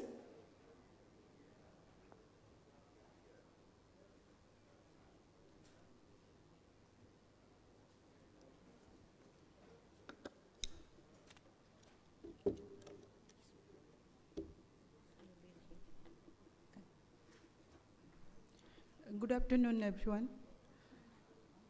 I am Sagarika, founder and director of ENG Smart Material. So, the name, what name suggested, the ENG Smart Material. The ENG is our engineering, that is innovation and technology, and the smart signifies our technology and innovation. And material is our raw material which will convert to the engineering product. So, so we are ENG Smart Material. So it is a tech startup, and end-to-end we are taking the raw material from the mineral and we are converting the engineering product which will be used in our aerospace and defense sector.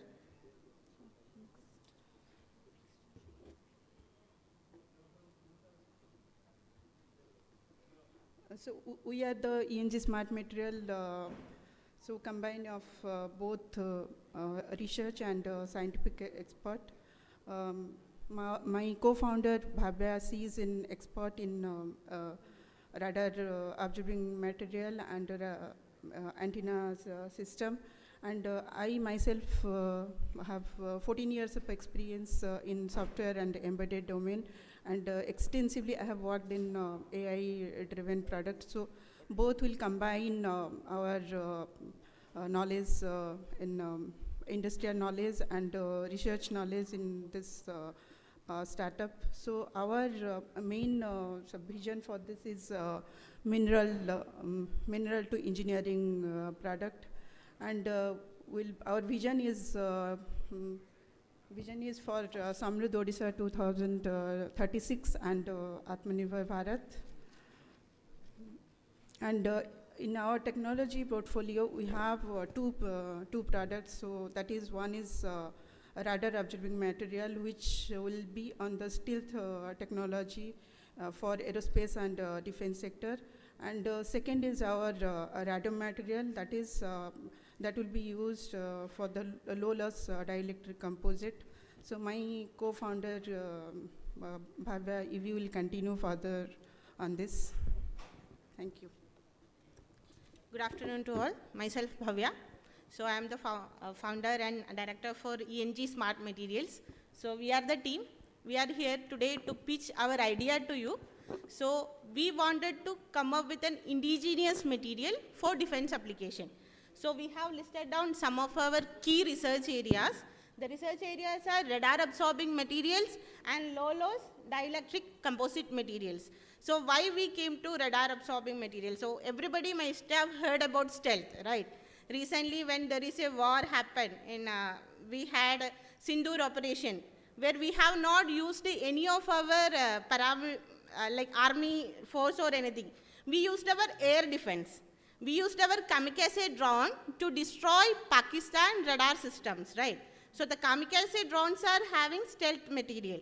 They are stealthy in nature so that the Pakistan couldn't see your drone coming. Then we did our work and we came back. So that's where the stealth technology comes out. So the stealth we use as radar absorbing material, and then that can be a coating, that can be a structure, that can be a composite material. So we use that in fighter aircraft. So we are coming up, proudly I can say we are coming up with our 5th generation aircraft AMCA.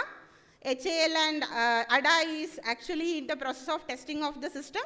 Then there are a subset of drone systems coming up, where we are trying to get into a loitering munition or the kamikaze drones. Ma'am, kindly wrap up first. Yes. So that's where we are using these absorbing materials. Similarly, we have radome application where we want to get a low loss material. So our solution is we want to make an integrated aerospace defense solution which has an indigenous material from India. So nowadays we are importing almost all the low dielectric composite from outside, be it quartz cloth or fused silica, whatever you name it, we are importing from outside. So through this company, we are trying to come up with an indigenous material portfolio which contains both radar absorbing material as well as low dielectric constant material for defense and aerospace application. So it's just a process where we can understand in India what happens is basically in Odisha. We have lot of mines and we get almost all the raw materials in India. But what happens, we export our raw material, then it go through a value addition process and it comes back to us only. Let's say the quartz material, which we are getting here, the silica powder, we are exporting that material to outside. There they are adding value addition they are doing and it is coming back to India. But in the price point of view, it is coming like more than 10 times it is increasing. So we wanted to come up with an indigenous solution in India where we want to associate it with industry like or government institution like IMMT, IREL, all these here in Odisha. That's why we are here today. So we want to collaborate with the team and come up with the indigenous material which we can use for our own purpose. Ma'am, please conclude within 30 seconds. This time, 3 minutes. Yeah, sure. So this is our product solution which we are looking for. We want to collaborate with IMMT. I already worked in radar absorbing material. It was my PhD thesis. So I want to extend that into a commercialized product where I can make a radar absorbing material from India indigenously without any imported material in it. So I want to do that collaborating with the industries in India. So the processing and the material synthesis we want to collaborate here. Then the design part we will be taking care of, and we will be adding some of the optimization, AI based optimization where we can come up with the best solution. And this is our innovation which we are trying to do through this company. So here basically we want to convert whatever the material we are getting. That's why we kept it as mine to industry.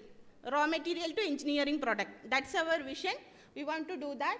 So our technology and manufacturing, we want to include all the nanotechnology, metamaterial based technology and advanced manufacturing techniques into our process so that we can come up with a commercial ready product, not a research product.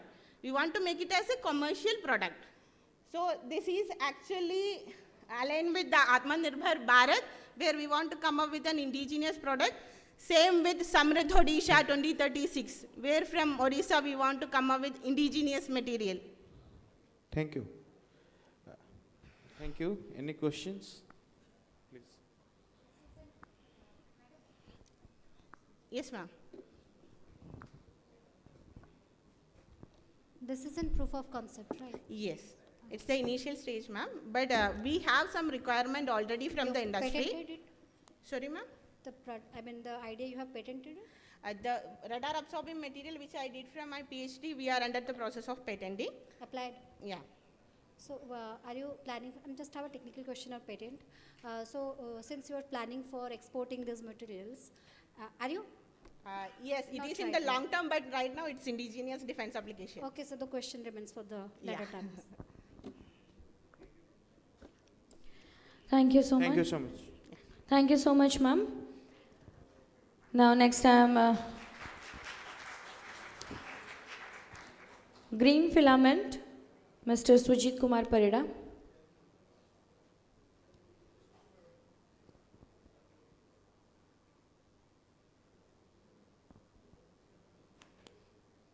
Next, I'm calling out the names. Please check your presentations if there is there or not. Green Velty Private Limited, Jayadeva Natural Foods, Metastrogen Private Limited, Mosquito Solutions, Omnimac, Precisions Airborne. Please kindly check your presentation at the console. Thank you.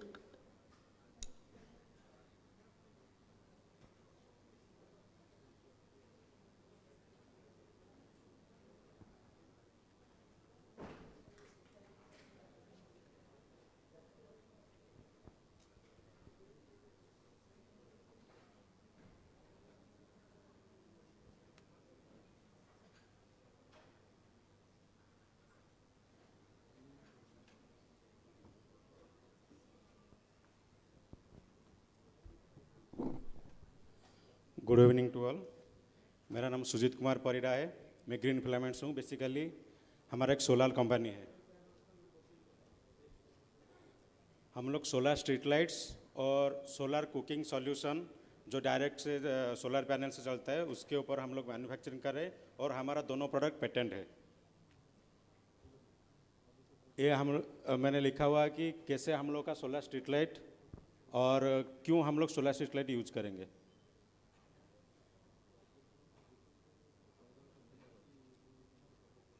Solar street light कैसे काम करता है इधर लिखा हुआ है।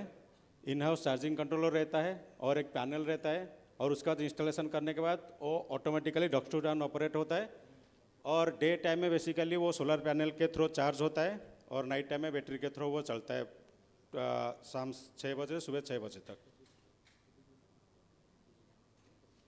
Same thing.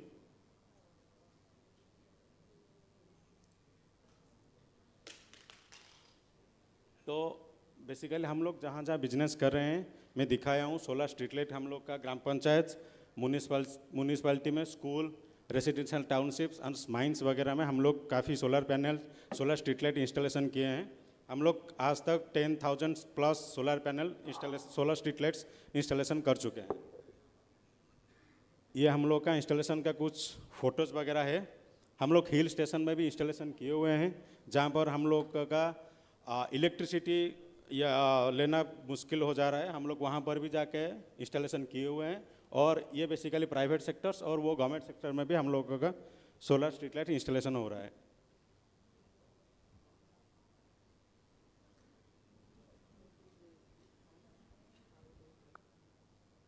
हम लोग का सेकेंड प्रोडक्ट है सोलर कुकिंग सिस्टम। ये हम लोग का खुद मैन्युफैक्चरिंग किया गया है। सोलर हीटर है जो कि कोच्चि केरला में हम लोग इंस्टॉलेशन किए हैं। पहले हम लोग एलपीजी का जब प्रॉब्लम आया था इंडिया में, उस टाइम हम लोग एक ऑर्डर हम लोग को मिला था उड़ीसा में। वो ऑर्डर हम लोग वो इंस्टॉलेशन करने के बाद यूट्यूब में वो डाले थे और यूट्यूब पे देख के केरला से हम लोगों को ये आया था ऑर्डर। तो हम लोग ये लगाए, ये टोटली आप लोग इंस्टॉलेशन करेंगे तो totally LPG free, without electricity, purely solar panel के थ्रू ये सोलर हीटर और इंडक्शन बोथ चलता है हम लोग का। और हम लोग इसके अंदर जो कंट्रोलर हम लोग यूज किए हैं वो आप देख सकते हैं, वो पिक्चर में कंट्रोलर है। वो कंट्रोलर ही हम लोग का बेस्ट मेन चीज़ है जो कि हम लोग पेटेंट किए हैं। 2017 से ये पेटेंट हुआ है ऑर्डर, लेकिन हम लोग अप्रोच कर रहे थे मार्केट में लाने के लिए, लेकिन हम लोग को मिल नहीं रहा था। अभी एलपीजी का इशू आया इसलिए हम लोग अभी पिच कर पा रहे हैं और हम लोग अभी इसको 2000 एबव इंस्टॉलेशन कर दिए हैं 2 महीने के अंदर। ये हम लोग का रेवेन्यू है। 2018 से हम लोग काम कर रहे हैं। 30 लाख का पिछले साल का हम लोग का रेवेन्यू था, लेकिन अभी फाइनेंशियल 2024 मार्च से अभी तक हम लोग लगभग 20 लाख से एबव रेवेन्यू कर चुके हैं। तो we are growing from this 2 products. और लाइट क्यों हम लोग लगाएंगे ये सब लिखा हुआ है। Thank you. Thank you. कितना डिस्ट्रिक्ट में आपका कंपनी का काम चल रहा है? ऑल ओवर ओडिशा के हर डिस्ट्रिक्ट में चल रहा है। स्ट्रीट लाइट हर डिस्ट्रिक्ट में चल रहा है। तो रेवेन्यू, करंट रेवेन्यू कितना है 2025-26 का? 25-26 का हम लोग का 25-26 का करंट रेवेन्यू है 40 लाख। टारगेट क्या है 26-27 के लिए? 26-27 के लिए अभी तक हम लोग ऑलरेडी 20 लाख का काम कर चुके हैं और पेंडिंग हम लोग का 15 लाख का काम चल रहा है। और सेल्को फाउंडेशन के थ्रू साथ हम लोग टाइप हो चुके हैं और उन लोगों का कर्नाटक और मिजोरम के लिए सोलर हीटर का ऑर्डर आ चुका है। और जो भी मिशन शक्ति का जो कैफ़े वगैरह है उसमें इंस्टॉलेशन वो सेल्को फाउंडेशन खुद करता है। सोलर रूफटॉप वो डे टाइम में ओपन होता है सिर्फ, तो उनके साथ बातचीत हो गया है। हम लोग 1-2 साइड विजिट भी कर चुके हैं। जितने भी मिशन शक्ति है वहाँ पर सोलर हीटर का इंस्टॉलेशन करेंगे, हीटर और इंडक्शन बोथ का। नेक्स्ट कैपिटल्स का क्या प्लान से, किससे प्लान से या फिर इन्वेस्टर से कितना अमाउंट्स का प्लानिंग से आगे बढ़ाने के लिए बिजनेस को? अभी तो हम लोग का स्ट्रीट लाइट तो ऑनगोइंग चल रहा है, लेकिन हीटर मैन्युफैक्चरिंग रॉ मटेरियल्स के लिए ज़्यादा रहता है पैसा, तो अभी के लिए फिलहाल 50 लाख हम लोग का है। Thank you. Next one question. अपन को तो जो product what is its installation cost, I mean public को इंस्टॉलेशन कॉस्ट कितना है? Installation cost is madam minimal street light ना street light no heater installation cost is only 2000। Product cost of course product and when I am asking product cost 2 part में हम लोग के हैं। अभी इंडिया गवर्नमेंट का पीएम सूर्य घर योजना चल रहा है, तो उधर 3 किलोवाट सोलर पैनल इंस्टॉलेशन हो रहा है। तो हम लोग का जो ये हीटर है परफेक्टली जितने टाइम हम लोग को खाना बनाने के लिए लगता है उसने के लिए 3 किलोवाट सोलर पैनल हम लोग को चाहिए। 1 किलोवाट सोलर पैनल भी आप रन कर सकते हैं हीटर, लेकिन वो ज़्यादा टाइम ले जाएगा। तो प्राइस दो तरह का प्राइस है। अगर ओनली हीटर और हम लोग का कंट्रोलर और इंडक्शन 30,000 और total setup panels total setup 1,10,000। Too much setup के लिए चाहिए 1,10,000 में ओनली हीटर नहीं चलेगा, घर का सारा चीज चलेगा, मेंटेनेंस इंक्लूडेड। हाँ, घर का सारा चीज वो चल जाएगा उसमें, ओनली हीटर्स में। Thank you. Thank you so much, sir. Next, Greenwelty Private Limited, Mr. Anurag Sharma. And जो कोई भी अभी पिचिंग कर रहे हैं उनका भी फेलिसिटेशन बाकी है and rest of the information validation के बाद आपको दिया जाएगा। सो आफ्टर द वैलिडेशन आप सबका फेलिसिटेशन भी है and rest of the information आपको उसके बाद मिलेगा। Thank you.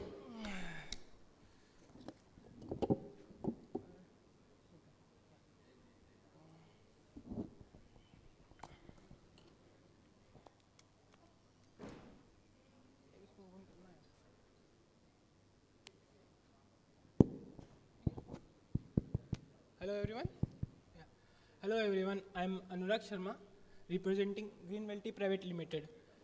We are supported by Ministry of Mines and Startup Odisha and also recognized by Startup India. Currently we are incubated at IIT Bhubaneswar Research and Entrepreneurship Park.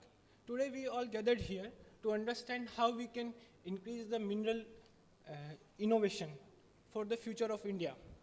So, with the same thought in mind, we have developed this particular cylinder which is uphold up to 350 bar at the volume of just 3.5 liter. This cylinder has been developed by us with the waste aluminium or recycled aluminium from the industry. So, we believe that India should also focus on building new type of materials and technologies for future growth. So, for that, while building this particular product, we face lot of things like there is no complete facility which can test the material at higher pressure. For that, we build.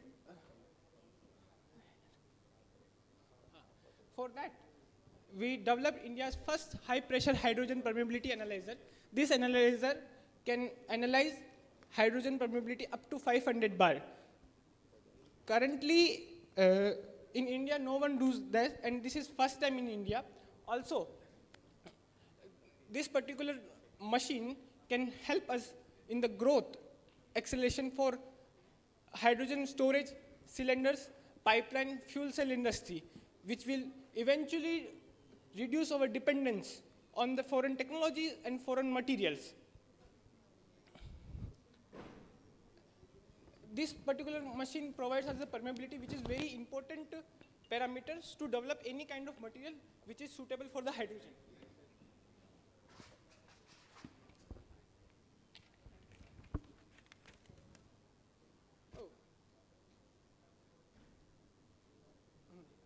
Other than that, we also built hydrogen resistance coating.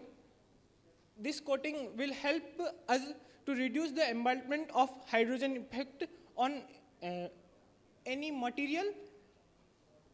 And other than that, we also provide testing facility for the paint and coating industry at our facility, in which we provide one of the most important tests for the paint and coatings is EIS. And recently we installed this machine at our facility.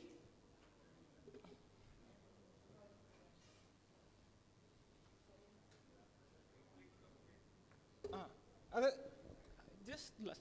Okay. So this one is one of the most important products currently we have, and we are also certified it from the PESO, because in India, in India currently there is no particular standards for this kind of products. But the government organization which is providing this, so we try to contact them and get our certification for a being, and to launch it for the market. So this polymer liner, this aluminum, just 2 minutes. Okay. Go to the solution and conclude it directly. Other than that, we also provide, we also manufacturing high purity silicon silica, and as we know, in the last few pitches, you also people mentioned that we are exporting the quartz out of Odisha and out of India, and we are not doing any kind of mineral value addition in that. In the same thought, we are currently working on the pilot plant. I'm standing over there, if you can see. Behind me there is a pilot plant which we are working on, and this pilot plant will convert those silica, convert those quartz which we export to the high grade, high purity silica, and with the very low particle size. So which can be useful for many industries, or also for the semiconductors and other stuff also.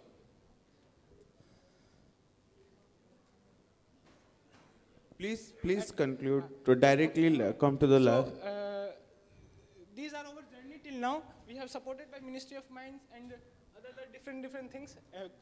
And most recently we have installed the EIS machine at our facility. And also started working on setting up silica plant. And thank you for that. Thank you. Any questions?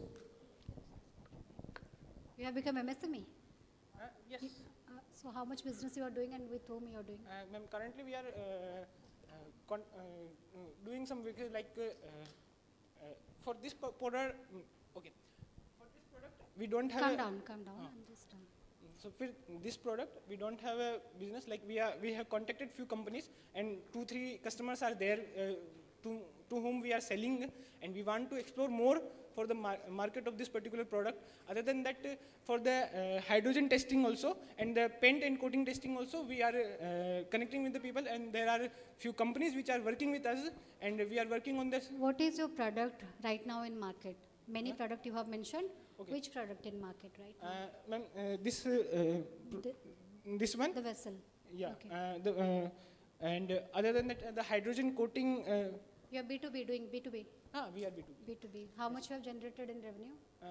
Ma'am, till now we have generated more than 50 to 60 lakhs. 60 lakhs? Yes. Okay.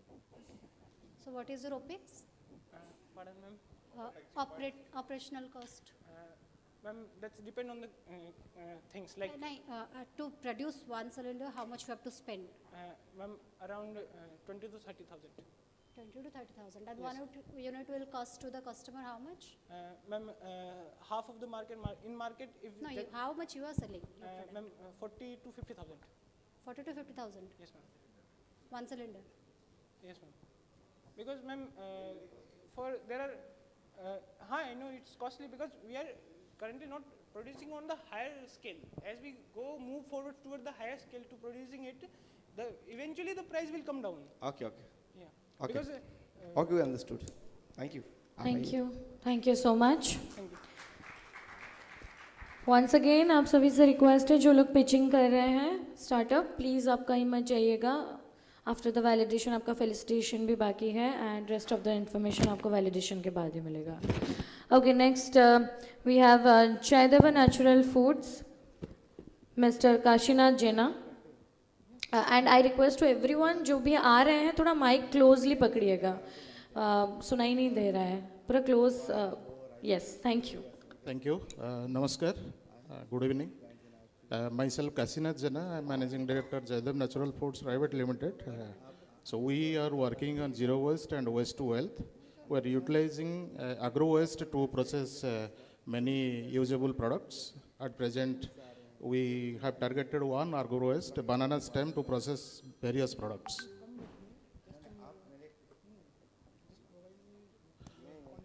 This is the problem. As I belongs to agricultural wealthy area very close to Bhubaneswar, there are many farmers associated with banana cultivation and they are facing huge issue for disposal of banana waste after harvesting a banana. And we have organized, as all of you know, India is one of the largest producer of banana, and banana contains only 1/3 of the total banana stem. That means 2/3 of the stem we are going waste, which we have targeted to process products, usable products, and generate economy out of that.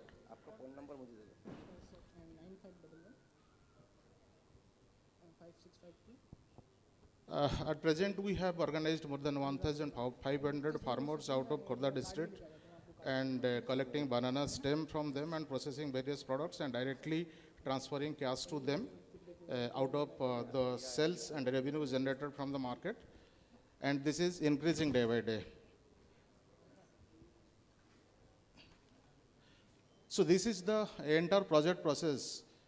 Step one, you can rightly see starting from the banana plantation till the harvesting and collecting the banana stem from the farm field, then getting the banana stem into our processing unit, shredding it, then processing it into fibers and processing the fiber into various utility products is the step one. In step two, as you know, banana stem inner core or the floral stem is edible, and we are collecting the floral stem after extracting fiber, and that floral stem is being processed into various edible products like pickle, papad, jam, murabba, laddu, and juice.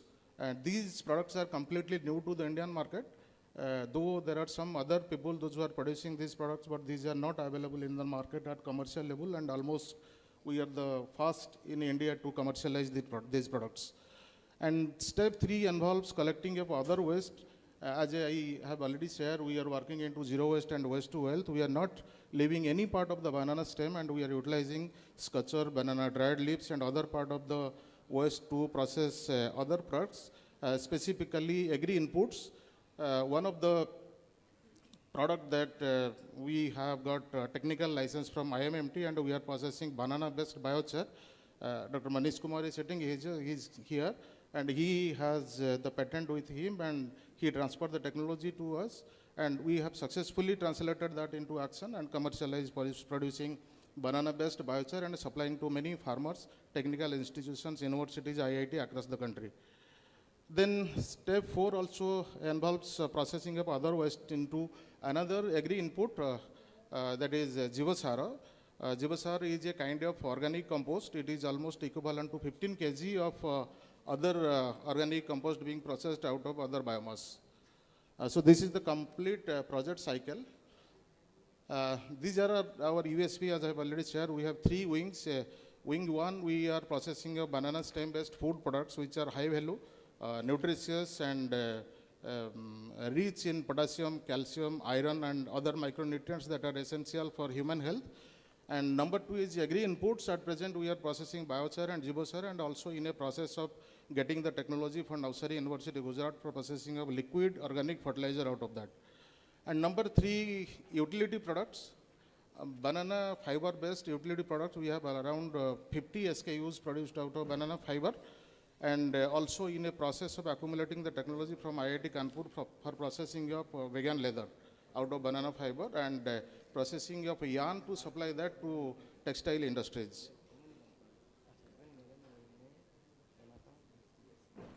Sorry. So we are at the stage of scale-up, already received support from Startup Odisha, PDMA support we have already received, and we have already received support from CRRI Cuttack for upgradation of our products. And for food products, these food products are being tested by Odisha State Food Laboratory in front of Ram Mandir and being certified by NIPTM CFRA Laboratory, Kundli, Haryana. Then the biochar is a patented technology we have contracted with IMMT, and the Jivasar is tested by ICRISAT Lab, Hyderabad. Then for processing of, I've already shared processing of liquid biochar. Navsari University, Professor Chirag Desai has already agreed to provide us the technology for processing of liquid fertilizer out of that. So these are our products at present available in the market. You can see at the right side, Jivasar and Biochar, both are the product are successful, trademark achieved, and it is already in the market. Number two, we have all utility products made out of banana fiber, and we will be processing some other utility products out of this also. So successfully we have processed ready food products. You can see the pickle, jam, murabba, juice, laddu, papad, badi. The picture is not available here though. Are available in the markets. It is being sold in the markets in Bhubaneswar, Cuttack, Angul, Rourkela, Jharsuguda, in Odisha, and Kolkata, Jagdalpur, Vizag, and Raipur in other states, and also available online and with pan-India delivery. So these are the target markets I have already said. So this is the competitive landscape. As you know, there are so many natural, as there is a slogan right now, and everyone is talking about natural and organic products. There is organic competition among. Please come to conclusion. Yes, please, yes, please. Sir. I'm concluding. These are the markets. This is the cash flow statement. Okay. You can see it later. So this is the cash flow statement from our products. Revenue model, financial overview, revenue model. So this is the scope, and this is the support that we require for the three separate segments. And I have mentioned the financial requirements only. We have the detailed project report available with us for all the three segments. For large-scale biochar and liquid fertilizer production, we require around 400 lakhs. That means grossly 4 crores, including plant and machinery, everything. Thank you. Then for scale-up of banana-based high-value food products, we need 2 to 3 crores, and for other one we need 4 to 5 crores of money.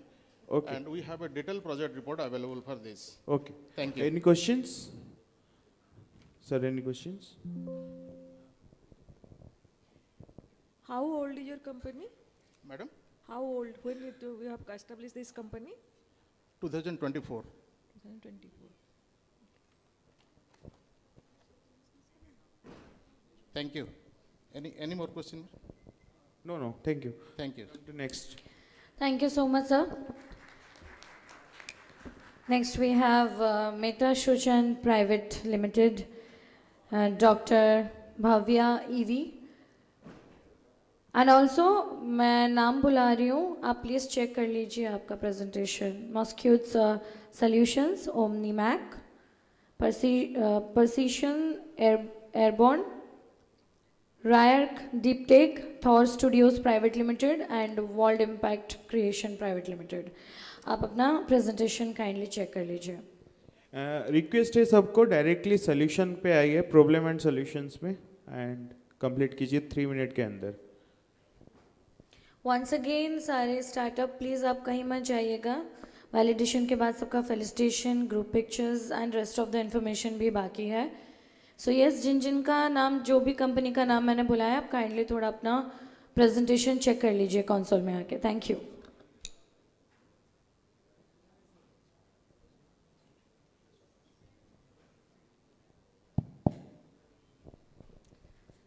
afternoon. Myself Bhavya again. I am here to pitch my idea and another idea. So this is my company called Metastrogen Private Limited. So we have incorporated in 2024. So we are into stealth technology. Then we are into radome designs and development.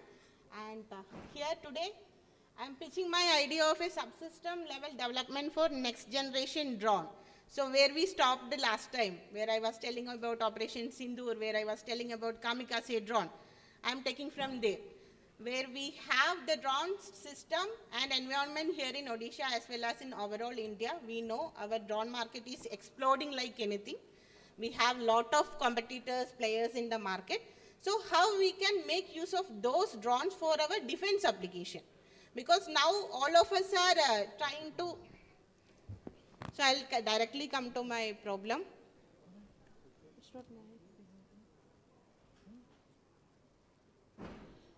Yeah, so introduction to my company. We are into integrating electromagnetics, AI, advanced material and structural design, enabling mission-ready solutions for defense and aerospace application.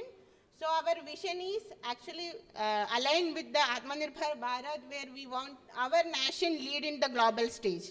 Maybe it's aerospace or defense or any other cutting-edge technologies. So some of our collaborators are CSIR NAL. We already have an MOU with NAL. Then now we have incubated in CSIR IMMT. We are closely working with IIC Bangalore, NIT Nagaland, BITS. Then we are working with KIT Bhubaneswar. Then we are also working with CUSAT, Kochi. Then we are working with some of the private industry. They are JV Micronics, HSTPL, then some of the drones company which are in Bangalore. So this is our team. So myself, Bhavya, I did my PhD from NAL Bangalore, and we have advisors from academia. So yeah. Coming to my problem statement. As I was telling, we have lot of drones in our market. Yesterday and today, I am meeting with lot of founders who are working in drones. So how we can make use of those drones for aerospace or defense application? Basically in drone system, we are actually checking for how we can increase the speed, how we can increase the endurance, or how we can increase the payload of the drone. But if we are using it for our defense application, if your radar can see it even way before if you see through camera or your other system, then there is no need for you are having big payload or you are having high speed, right? So the survivability matters more. How you can make your drone invisible is the question. There comes our radar RCS reduction. So as I want to tell you, there are like now from the global scenario, we know how the wars are going on. Who have the best air defense, they win. We have seen that, right? With our Operation Sindoor, now we are seeing with Iran.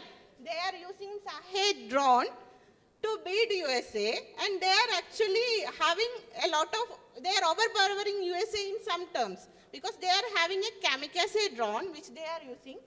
Similarly, so what are the gap? Where I really would like to tell that we have enough drone in our India. We have enough drone manufacturers in India. But the gap is we don't have the subsystem level engineering where we can make it stealthy. So that's where the core, what we are proposing is, we are proposing... Come to the solution point, ma'am, please. Yeah. So we are proposing an RCS budgeting plus radar absorbing material. Then we are proposing an EO/IR radar that we know we have to use a multi-sensor. It's not only radar. These days you have to have an optical system. You have to have a thermal camera. If you are using a gimbal with a drone, you are actually increasing your radar cross-section. So how you will cover it? You need an EO/IR radome which have the radome properties as well as it has to be stealthier. So that's where the second component comes. First is your radar absorbing material, making it stealthy. Second is your EO/IR radome, and last is your multi-sensor integration. If you have the best system available, but still your system is jammed, then you can't use the drone. So you have to have all these 4 subsystems in your radar, in your drone, so that you can use it for defense application. So our roadmap is, first we have to go with RCS and budgeting. You need to understand where exactly you are getting more RCS, what are your hotspots. It's not entire your drone. You need to find out your hotspots. Second, you come up with your radar absorbing material. Then you make a radar for your UIR system so that it won't increase your signature. Last, you make it as a subsystem prototyping. Then you have to do a testing. So Please this is conclude and come to budget, and please conclude within 10 seconds. yeah, sure, sir. So this is actually aligned with Odisha corridor, drone corridor, where you are coming up with a testing facility. So I would like to be aligned with that program where I can come up with my subsystem and I can do the testing and field trials in this facility. So that's what I am proposing. So what are its socio-economic impact? Definitely it's with my Atmanirbhar Bharat, where we want to go with that vision. So we are also trying to be part of the Odisha drone corridor, where we can come up with an indigenous value addition from deep tech, which is aligning with the Odisha drone corridor. Okay, Then, Dr. Bhavya, yeah. okay, it's okay. So I just wanted to know, do you seek fund for the R&D, or you wanted to commercialize your product, that stealth things and all? So yeah, I need funding for R&D because I am working on some of the EOIR radomes, sir. The design For how development. long? I mean, the funding for the R&D, okay, we understood. R&D for, is it a year or more than that? Sorry, sir. R&D you require for how long? Already I started the R&D, so I need for next 1 year where I can come up with a product because the design development is over.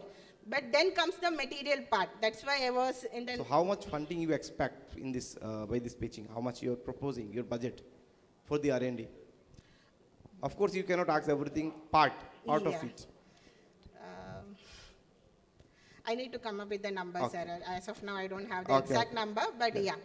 Okay, thank you. So I already have some projects which I am doing. These all are part of a drone company which I am doing all this for them. In Bangalore, they are making a kamikaze drone. So I am being their service partner for RCS reduction and EOIR dome system. So I already working with them. So I want to expand my horizon and I want to interact with other drone companies and Okay, start. understood. Yeah. Thank you. Thank you so much, Thank sir. you so much. Next. Thank you so much, ma'am. Next, we have Muscute Solutions, Mr. Biswajit Acharya.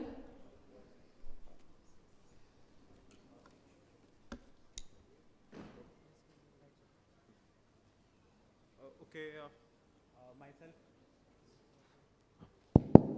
Hello. So myself Biswajit Acharya. I am co-founder and R&D head of Muscute Solution Private Limited. So we got fund approximately on 24th, where we started managing about the silent killer which kills most rural and urban entities. That's the mosquito. So it's basically a silent killer which has 700 million death rates and many things. And what we use to defend them is the harmful coils and other good night and anything. But the thing is, these are all effective to us also. And like in 2010, good night is using about 0.8% of the chemicals, and now it has increased to 1.6, which is double its size. And literally about more 10 years, it will be increasing again twice. So we are introducing the smart mosquito magnet. So what it does is basically it attracts the mosquito and helps it to stick there. And they cannot bite us. Surely they are going to be attracted towards the sticky trap. And this is the basic functionality. And our USP, it requires no energy, not electrical energy, not chemical energy, nothing. And it works about 3 months from the opening date of the packet. And we have tested it with ICMR, and we have carried a 86 to 90% mosquito, and within 12 minutes of opening the packet, it starts attracting mosquito, And you are thinking that if we will install this at our home, so it will also attract the outside mosquitoes, but it's not like that. It only attracts a particular area where we have kept it. Like if we have kept it in our house, only the mosquito entering the house will be attracted, not the outside mosquitoes. And the management, which is like market side is like increasing day by day, but we are again targeting, as it is in TRL 6 and it is turning to be 7 after the some more testings through ICMR, ILS and all we are trying. So after that we can be marketing it more 6 to 7 months. And the second solution is actually the larvicidal solutions. So not only the adult mosquito, but we are targeting the larva phases also. So it is a like from early ages we know that kerosene helps us to kill these larvas in the stagnant water and all. But we are introducing the biodegradable. So it is biosurfactant and with some different chemicals which allows the mosquito to give their or lay their eggs in that water only, not in every water. So it is a B2G attention seeker which helps the larva not to take like oxygen and die in the stagnant water. But today we are here for the funding of the paraquat. So my main problem statement is the farmers. So farmers are facing different different non-export and GDP losses, and their suicide rates are increasing due to this paraquat. So paraquat is basically a herbicide which is used in every farmer's house and their farms. So what it basically does, it kills the weeds in the farmer's Come to the land. budget, directly come to the budget Okay. and product. So this is the IMMT technology which we have taken, the paraquat detection strip. So we have a market size of about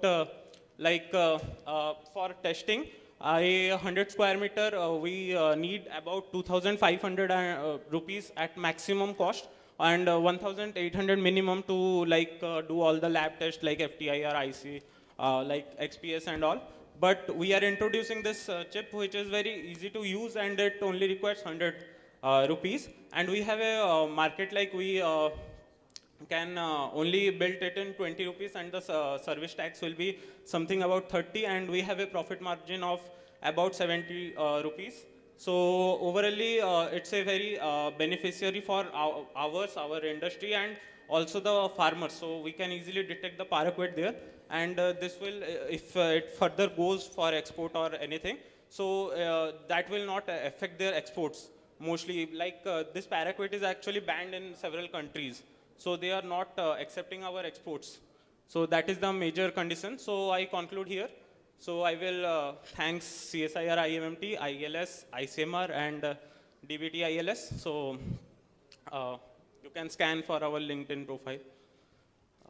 Thank you. Any questions? Thank you. Next. Thank you so much, sir. Next, we have OmniMac, Mr. Piyush Ranjan Prusti.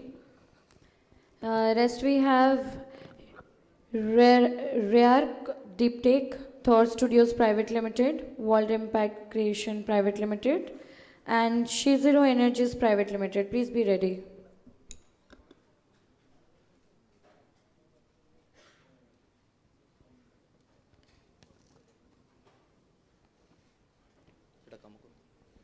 Hello. Hello.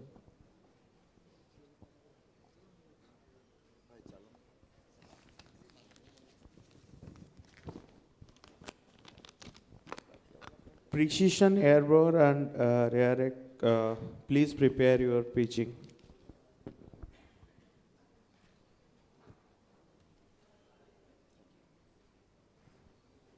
Hello everyone. My name is Piyush. I am the co-founder of OmniMac. At OmniMac, we redefine how you look at physical AI today. It's a new category in itself. From the family of IoT, it has grown up to from autonomous operation systems to ecosystem-enabled operations to cross-ecosystem enabled operations that you see in the warfare or in the mining or in the manufacturing today. And that is exactly where we are positioned.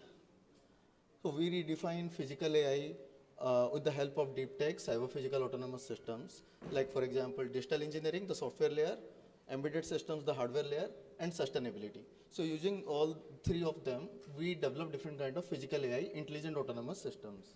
Now, this is recognized by Government of India, Government of Odisha. We were one of the top startups presenting at India AI Summit and selected by Ministry of Steel also to work with PSUs today. And we are also working with defense industry also to develop different kind of autonomous systems. From an intelligent autonomous systems for critical industries, we are focused on 5 areas: application, firmware, middleware, computing, foundational. So we develop technology at the cross-section of all these 5 layers today. And using that, we provide physical AI as a service. Now, this is the founding team with a lot of domain expertise across industry, starting from critical industries like defense, aerospace, to mining, manufacturing, oil and gas. Across industries, we have domain experts in the founding team today. And we have worked across multiple MNCs and multiple startups across the globe. We have a team of advisors working across the globe with 35 plus years of experience today. These are the different problems that we solve: how to stop revenue leakage or bring down the cost, how to reduce carbon emissions, how to increase efficiency, safety, reliability in operations, and how to bring down the tech spend or the R&D across different kind of operations. These are the different capabilities today we offer from a sustainability solutions perspective, asset as a service, but then we use physical AI-led intelligent autonomous systems to power them from a hardware, software perspective today. And then spatial intelligence, FPGA and cryptography. So today, starting from whatever Encluster provides from Sweden in the defense market, starting from designing of FPGAs to development of applications, we provide that. We go further into post-quantum cryptography today to develop ASIC-based PQC. So this is the first time we are developing RISC-V-based post-quantum cryptography, which is NIST lab, tested already. So it is ready for pilot in the communication systems area. Then advanced sensing, sensor fusion, autonomous systems, drone or anti-drone solutions, GIS satellite data analysis, signal processing, signal classification, RF applications, command SIGINT, electronic warfare and counter-electronic. And then with that, we mix up today, which is one of the most needed things in the robotic sector, which is egocentric modeling. So now you must be thinking that there are so many things that we are talking about. So how are we able to do it? So with a small team of lean domain experts today, we have all these capabilities. So using a permutation combination of different capabilities, we develop different solutions for different markets today. And this is where the magic happens. So one pit stop in F1 race, right? We have all seen that. So we bring the same philosophy here with OmniMac today. So these are our target industries. Primary target industries are mining, manufacturing, geology. We have already started working in the Middle East as well as in India. Then defense, aerospace to start with. These are different kind of POCs that we have conducted across the globe, Middle East as well as in India. We are already working with, in the US with specific partners in the rare earth areas. In India, companies say that we already have all the technologies, but in the US they say that we don't have anything, so they welcome us. These are different kind of physical AI as a service offerings we provide across any critical infrastructure. So just bringing it out in terms of framework, that is how asset as a service becomes a new model in itself. These are different kind of industrial problems that we cater to. Please conclude. Yes. In the defense tech areas, these are different kind of things that we do, starting from multi-static radar to PQC that I mentioned about. We have already developed autonomous dredging system, some of these technologies, multi-sensor fusion.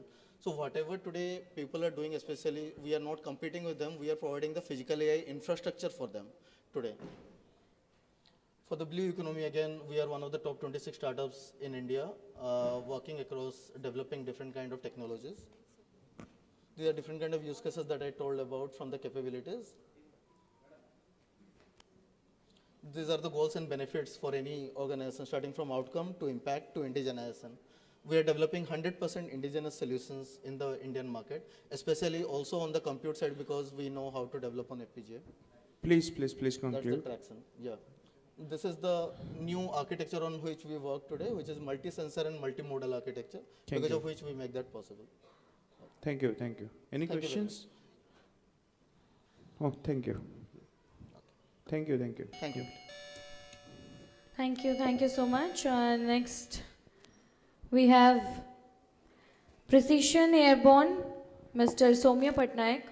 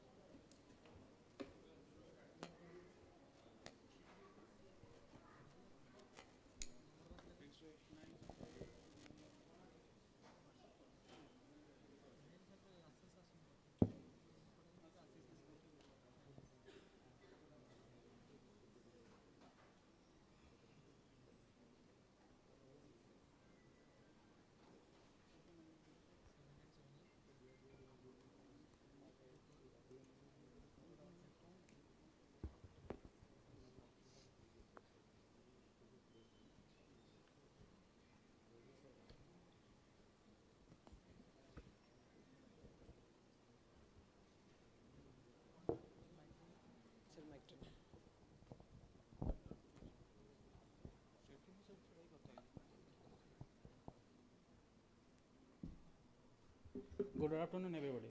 This is Soumya Patnaik from Precision Airborne. We are basically a DGC authorized RPTO. We are into drone as service and drone as manufacturer. Okay.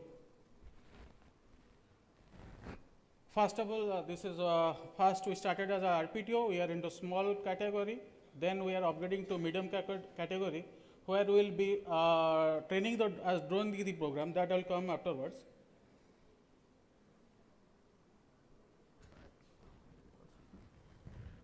We are also a manufacturer. We are building drone into small surveillance category drones, and we are also trusted.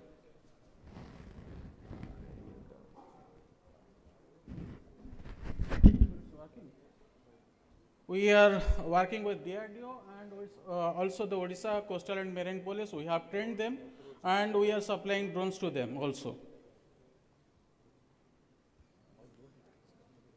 Also, we are official ORSAC vendor. We are providing UAV solution to the ORSAC Space Application Center. We are also working with them also. As in revolution farming, basically, just a minute.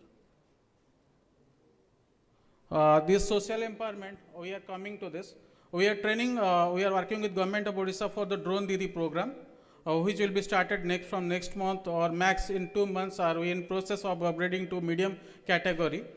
This is basically will be started by end of September or October.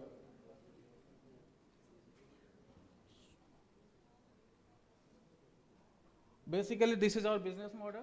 We are into service, training, manufacturing, and we have a complete ecosystem. We are working inside IIT Bhubaneswar. Thanks for the support basically to IIT Bhubaneswar. So our R&D and hub is inside IIT Bhubaneswar. This is the simple. This is my simple presentation. I can expect questions from you. Not taking much of time. Any questions? Thank you. Thank you. Next. Thank you so much. Next we have Riark Diptek, Mr. Pratyush Kumar Ray.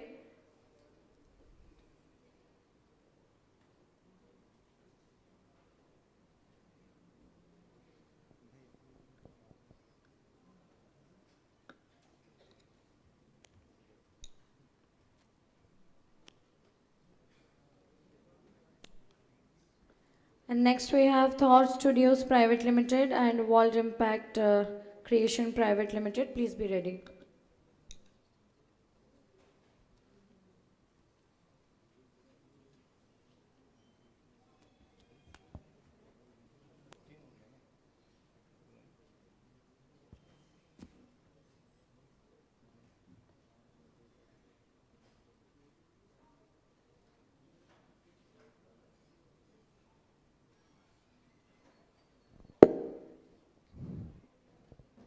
Next, please, ready.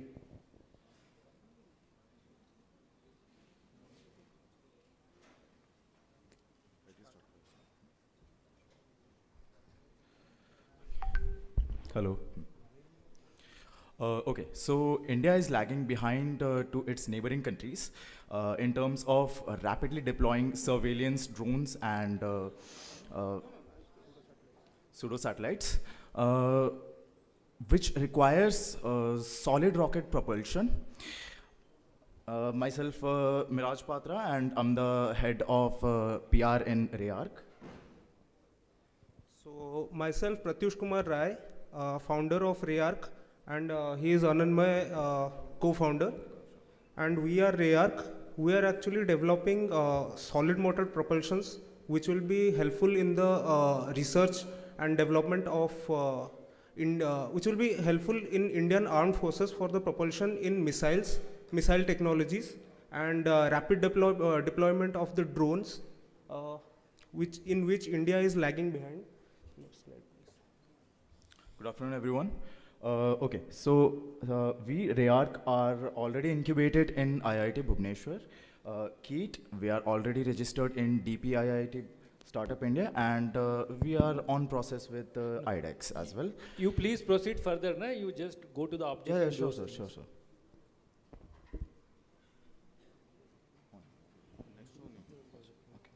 Okay, so a little bit about us. We REARC are aerospace propulsion engineering company centered on solid rocket propulsion, the design, testing, characterization, and continuous refinement of solid rocket motors.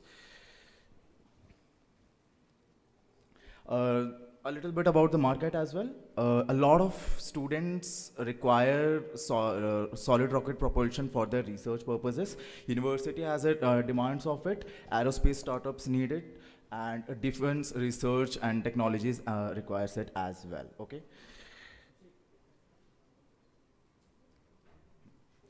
There are 10 disciplines in one house we are practicing. That is solid rocket motor engineering, propulsion research and development, static testing, nozzle engineering, grain geometry optimization, internal ballistic, test stand development, propulsion characterization, thrust vector control research, and propulsion validation.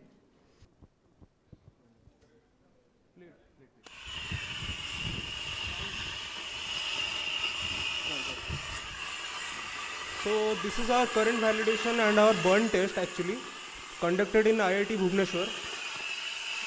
As you can see, with optimized grain geometry, with simple KNCP propellants we have used, no APCP been used there.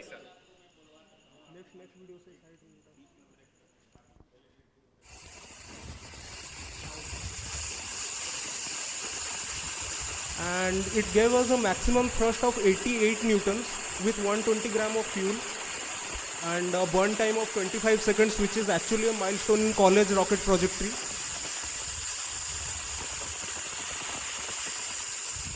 So this is our current validation actually. And we recorded this with our in-house developed telemetry systems, which has been developed by me and our team. Okay, Yes. is directly to the questions. Your this propulsion things, is it patented, or have you done patenting of all those things? Have you patented that? No, sir. We are writing research papers upon it right now. So you are still in inception R&D stages, Yes, right? sir. Then what is the ask? So we need funds for our R&D and to go further. If you are writing a research paper or an innovation, you are not going to get the patent. Be sure on that. Okay, so you consult with your advisors before going for a patent publication. You at least have to have a provisional patent. So kindly discuss. Okay, ma'am, I got you. Actually, we were going to write a research paper on it, but as we knew about it further that as a startup we can't write a research paper, so we should instead focus on getting patents over it. Yes, exactly. Yeah. So any individual, now you made a good logo, did you take that as your trademark sign? We have Dr. T. Pavan Kumar, right? What, including your, don't be in misconception. Wherever you don't know, contact your superiors, they will guide you. No, sir, I am actually saying the same thing, that we are going to patent it. Are you are telling writing paper, boss? No, we are not going to write a paper over it. Sorry for the misconception. Thank you very much. Thank you so much, sir. Next, I would like to request She Zero Energies Private Limited, Mr.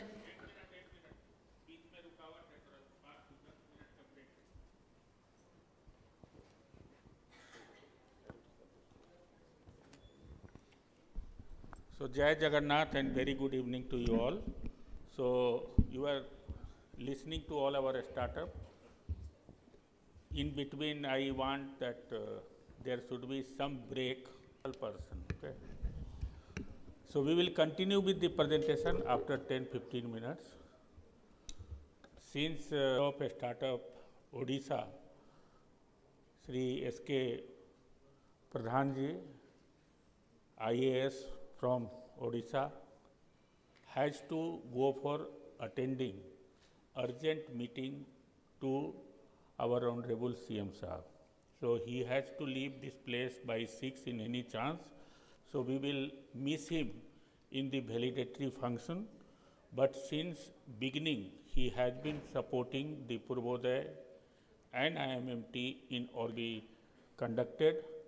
So on behalf of the organizing team, on behalf of CSIR IMMT, we must thank him for all his support. Give a big round of applause first. And the day he has taken over the startup Odisha, lot of discussions has happened with me and Chand Sahab and Mercy ji, you were looking for that the person who can help the startup. So your left side is a person who is helping lot of startup with a lot of enthusiasm, and he has been associated in research. His family is associated in research. Therefore, he is promoting more startups. So Odisha is in a very blessed hand. So not taking much of your time, I request Sri S.K. Pradhanji to address the gathering and share some of his thoughts.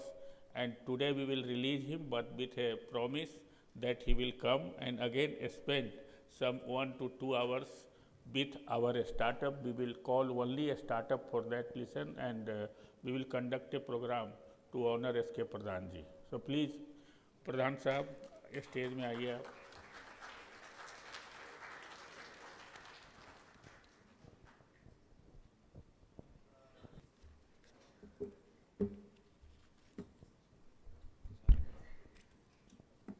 Namaskar, good evening, one and all.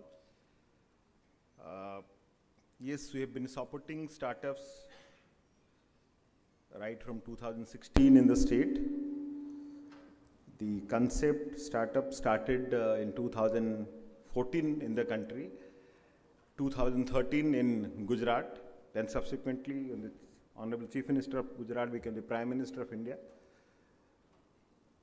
The startup concept started. Before that, probably we didn't have any idea about the startups. Startup is a small venture, in fact. It is an innovation. My good friend, Director, IMMT, Onkar Babu from Purvodaya Odisha, and esteemed guest, though not on the dais, but off the dais, in fact. I welcome you all on behalf of Startup Odisha. And I really thank you to give Startup Odisha this opportunity to say few words, to share few concerns of Startup Odisha, and also to listen to you so that we can have a course correction if there is a need. What I understand, small is beautiful, obviously, and startup is an innovation which can lead to new technologies. From 1990 onwards, from the agriculture-based economy, we have moved to the service-based economy. Ideally, it should be agriculture and organically grown to manufacturing, then service.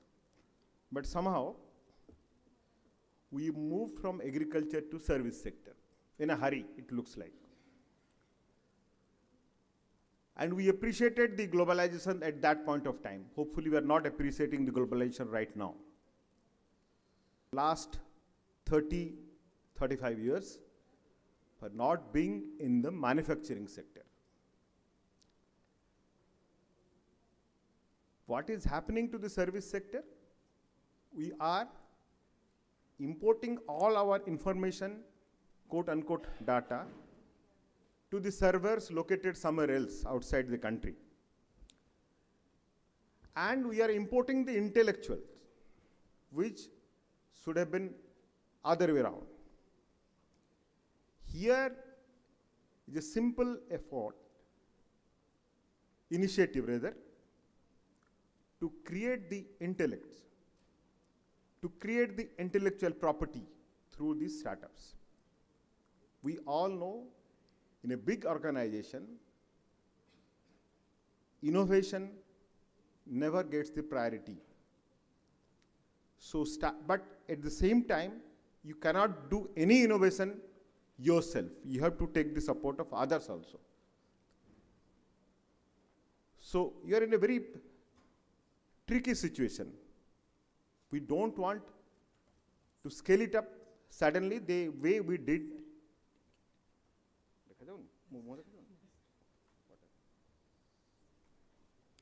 We don't want the way we did it in 90s, early 90s or subsequent decades also. We want that we should have the IP with our innovators. As director was mentioning, you need to protect your innovation first.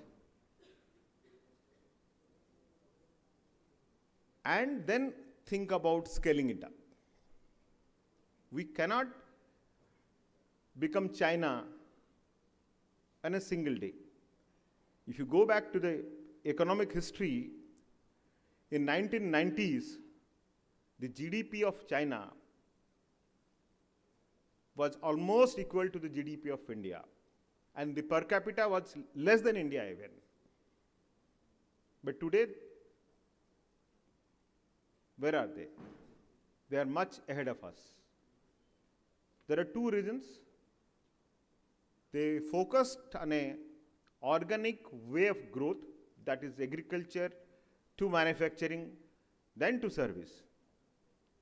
We didn't focus on that. We didn't follow that path. So the result is this, and we are struggling with the service sector at this moment. But all said and done, Startup Odisha is here to support all the sectors if there is something innovative in it. We are sector agnostic. We would promote agri-tech. We would promote something in the manufacturing. We would also promote something in the service sector. AI or AI++, agentic AI, whatever.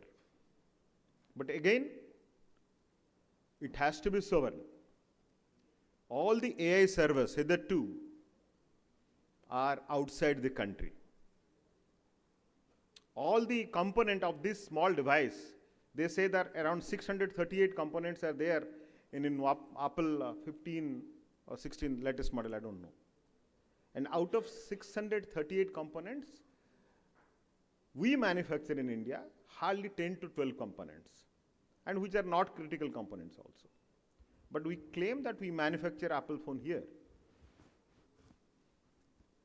But we assemble it here. We don't manufacture anything here.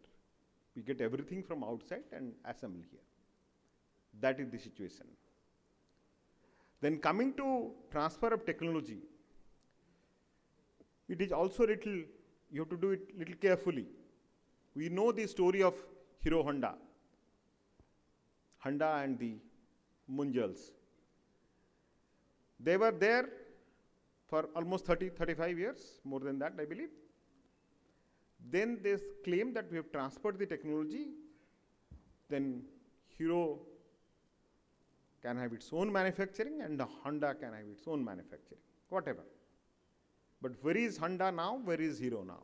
You just Google it and compare it. So that kind of technology transfer also may not be feasible, may not be viable in the context of this country. It's a huge country of 140 crore, 1.4 billion population, going to cross China very soon. So with these premises, we need to educate ourselves we need to learn from the mistakes of last 40, 50 years, whatever, and we need to innovate something which can be scaled up in the coming years. Not to borrow ideas, not to bring technology from outside and scale it up. Globalization is not going to help us in the direction of innovation. It can help us in the direction of scaling it up, the product. So with this, I would urge the audience present over here to have questions regarding support from the Startup Odisha or the startup ecosystem for that matter. If I can have some questions, I am ready to answer, if I can. Anybody?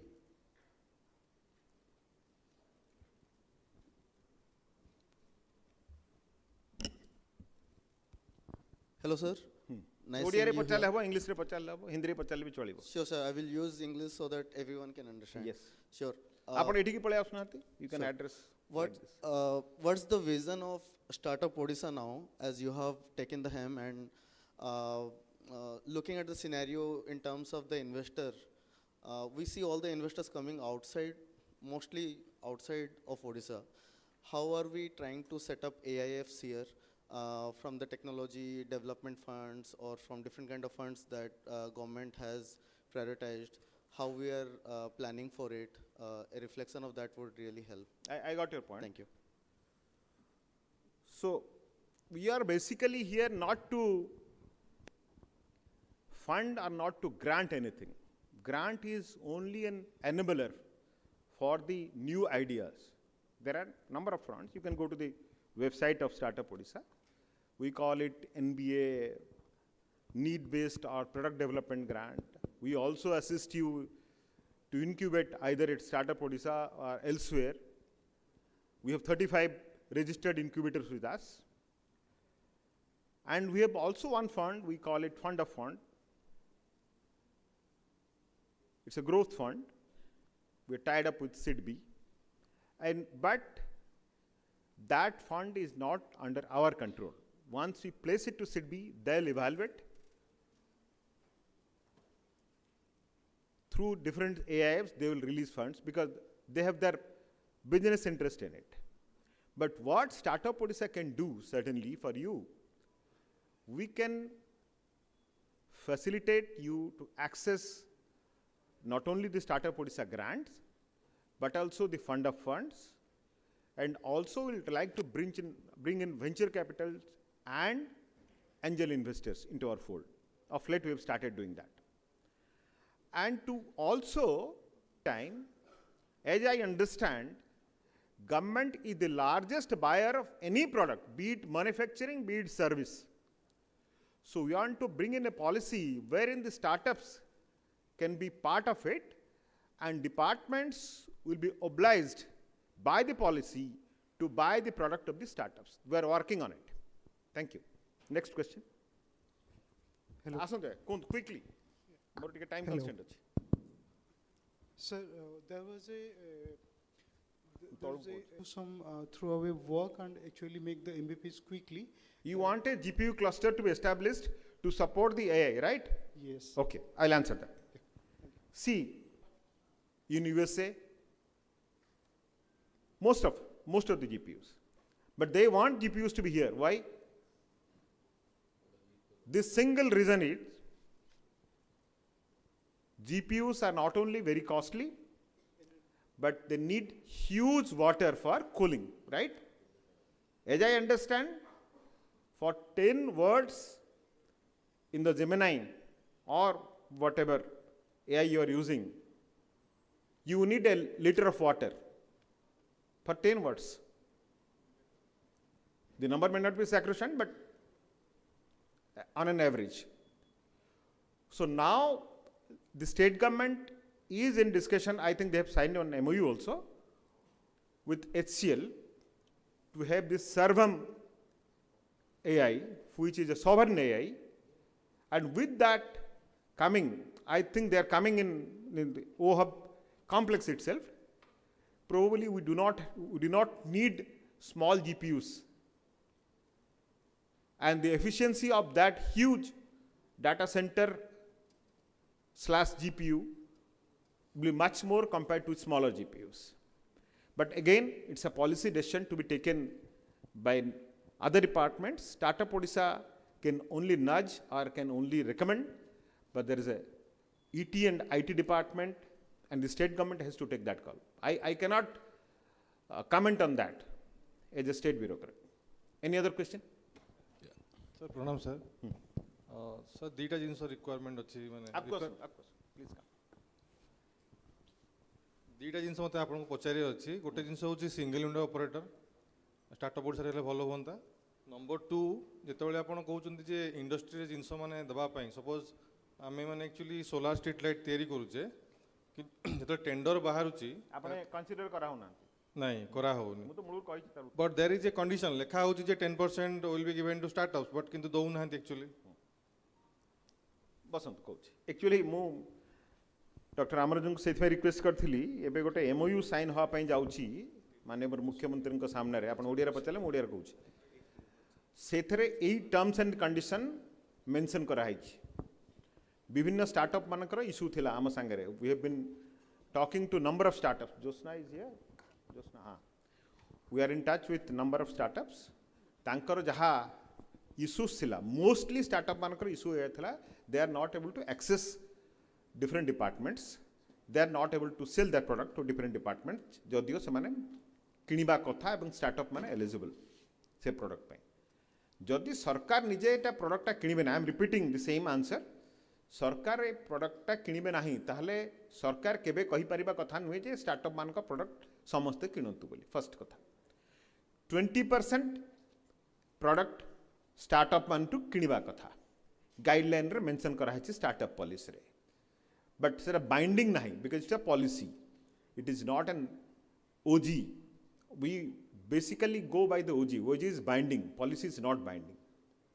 So आज आम MOU sign करिया पई जाउछु, 10-15टा point रखा है। For example कहार आवश्यकता अच्छी जे आमर service नबा कथा जिते टाउन प्लानिंग करा जाउछि नौ नहांती, एंड टाउन प्लानिंग र अवस्था जहाँ आपण समस्ते देखुछन्ते आमे भी देखुछे। कहार गोटे नुआ प्रोडक्ट करिसंती, I am giving few examples only.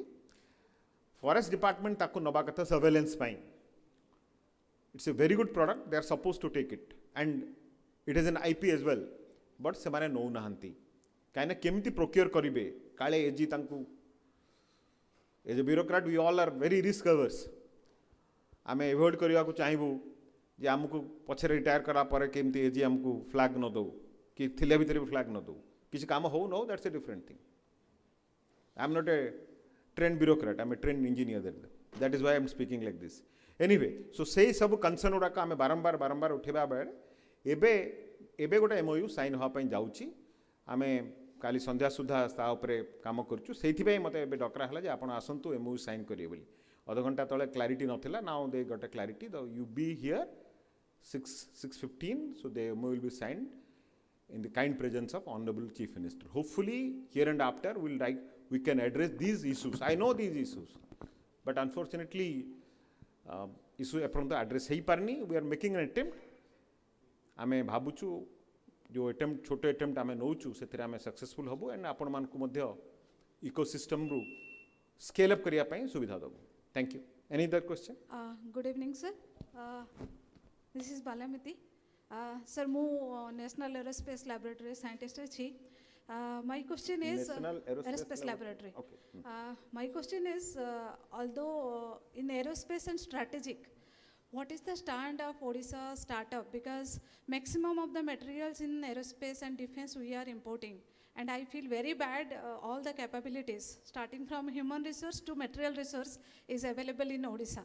Being from Odisha, can you just tell me, as Odisha startup, what is the stand has been taken and what is the initiative?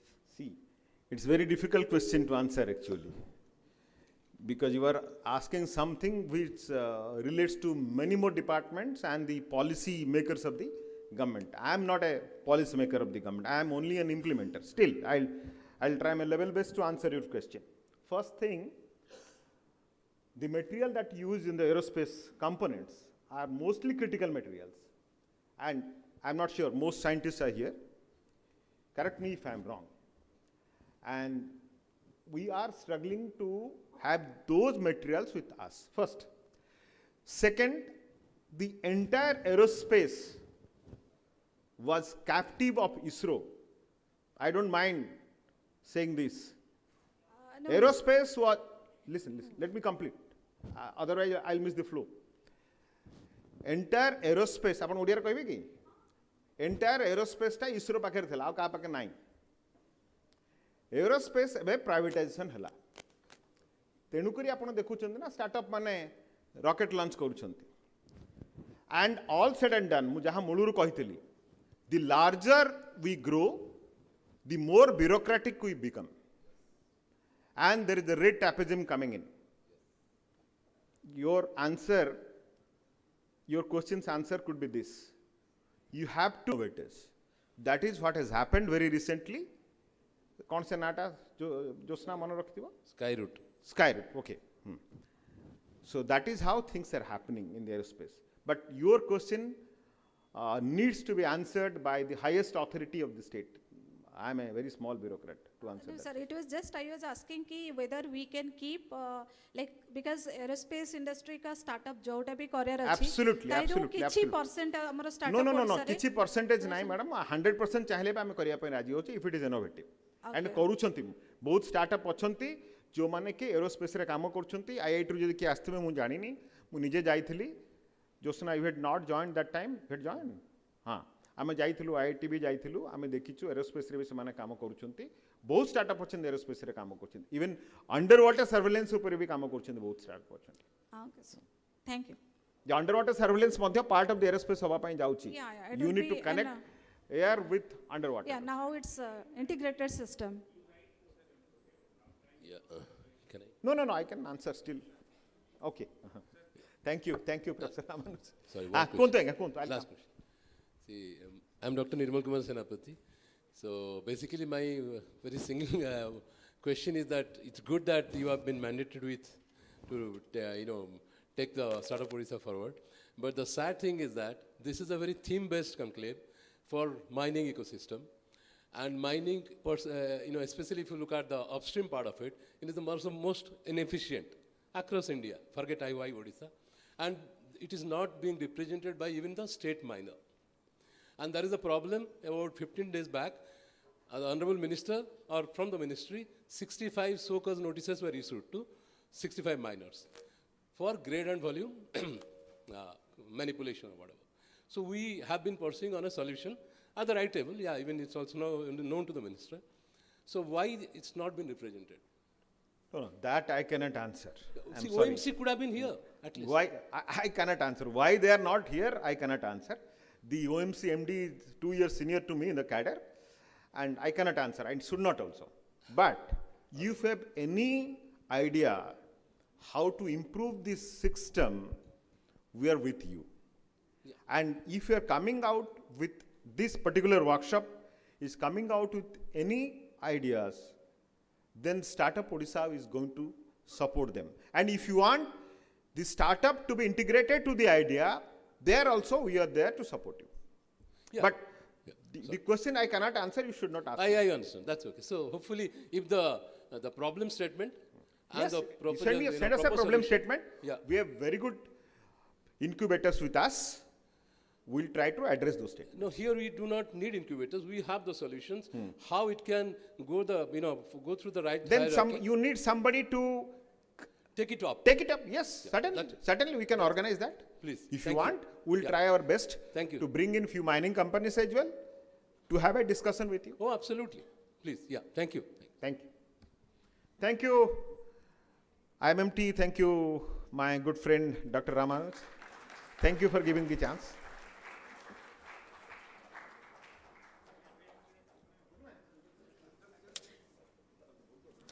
Thank you so much, sir. Now I request Dr. Ramanuj Narayan, Director CSIR IMMT, to felicitate.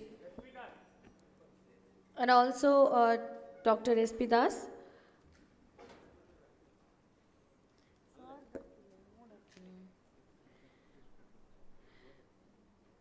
Now it's time for the felicitation.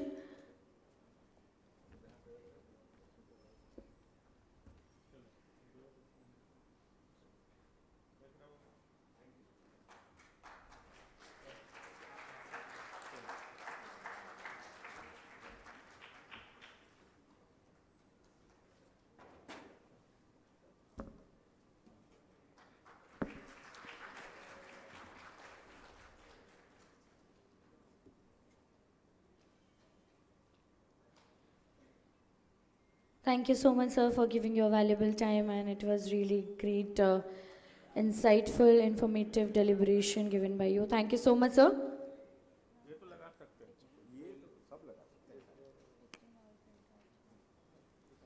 So we have last 3 pitching session. Please do not take more than 3 minutes. It's a kind request. Please do not take more than 3 minutes. All startup to please stay back. So next we have She Zero Energies Private Limited, Mr. Arav Abhishek.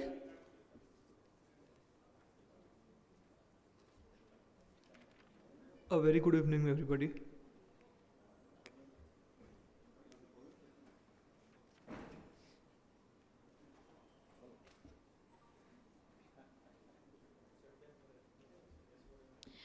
Once again, I request everyone to please stay back because we have felicitation ceremony of startups, validation ceremony also there. So once again, I request everybody to please stay back. I'll be representing on behalf of C0 Energies. So basically, we as a company, we focus on building battery grade materials in Odisha. So out of using all the raw materials that Odisha have, we are using the ores of Odisha. Yeah. So this is what C0 Energies does. It creates battery grade materials. So we build from Odisha's ore. It's a very low carbon by design. We don't use like high degree or high energy intensive processes. So what is the paradox here, or what is the problem statement? So Odisha is one of the state that is having a like 44% of India's manganese reserve, but out of which 60% are low grade. So most of them are generally piled up and are used as overburden because the ferroalloy plant or the steel industries could not use this kind of materials because they need high grade manganese for that. So basically they accumulate and the fines and the low grades, they are treated as the dumps. So, but the pyrometallurgy process can't help us here. So what we are doing is that, so you can see the value is here. So Odisha has the lot of manganese ore, but that is being sold to other kinds of countries in and around of 5,000 rupees for the low grade. But you can see the value lies when the low grade is converted into the technical grade or the battery grade. That's where the value lies. So this is our whole aim. We want to not just like supply the ore to the other countries, we want to capture this value in Odisha itself.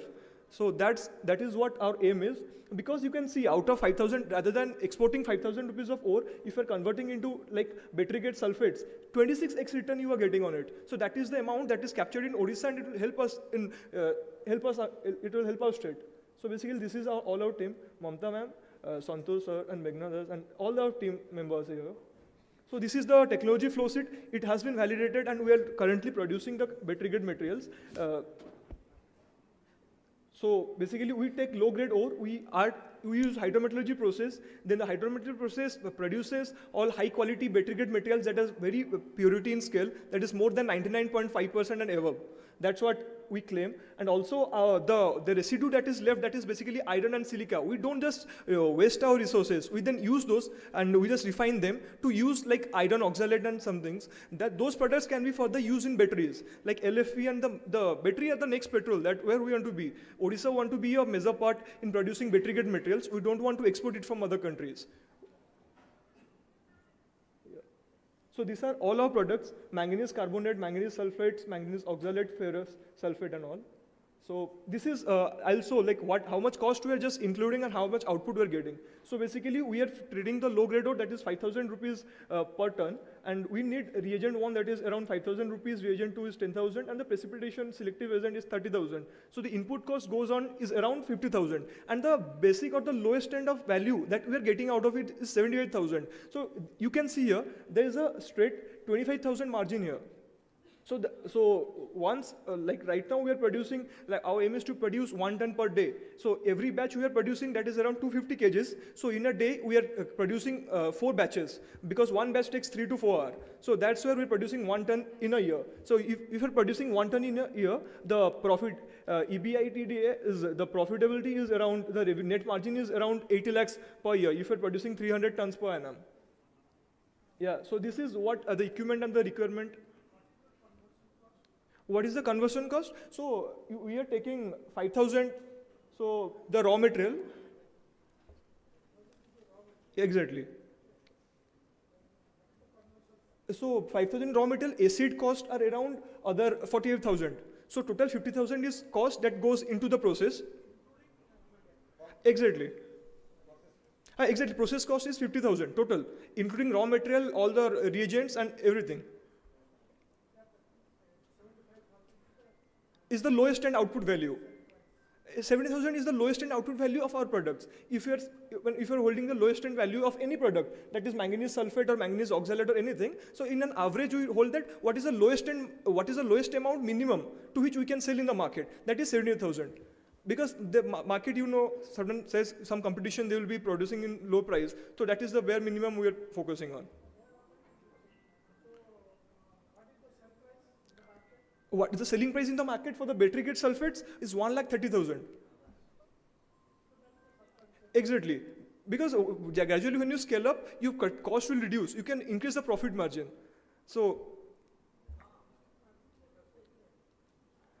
basically our aim is we don't want to waste those low grade ores in Odisha and remain as we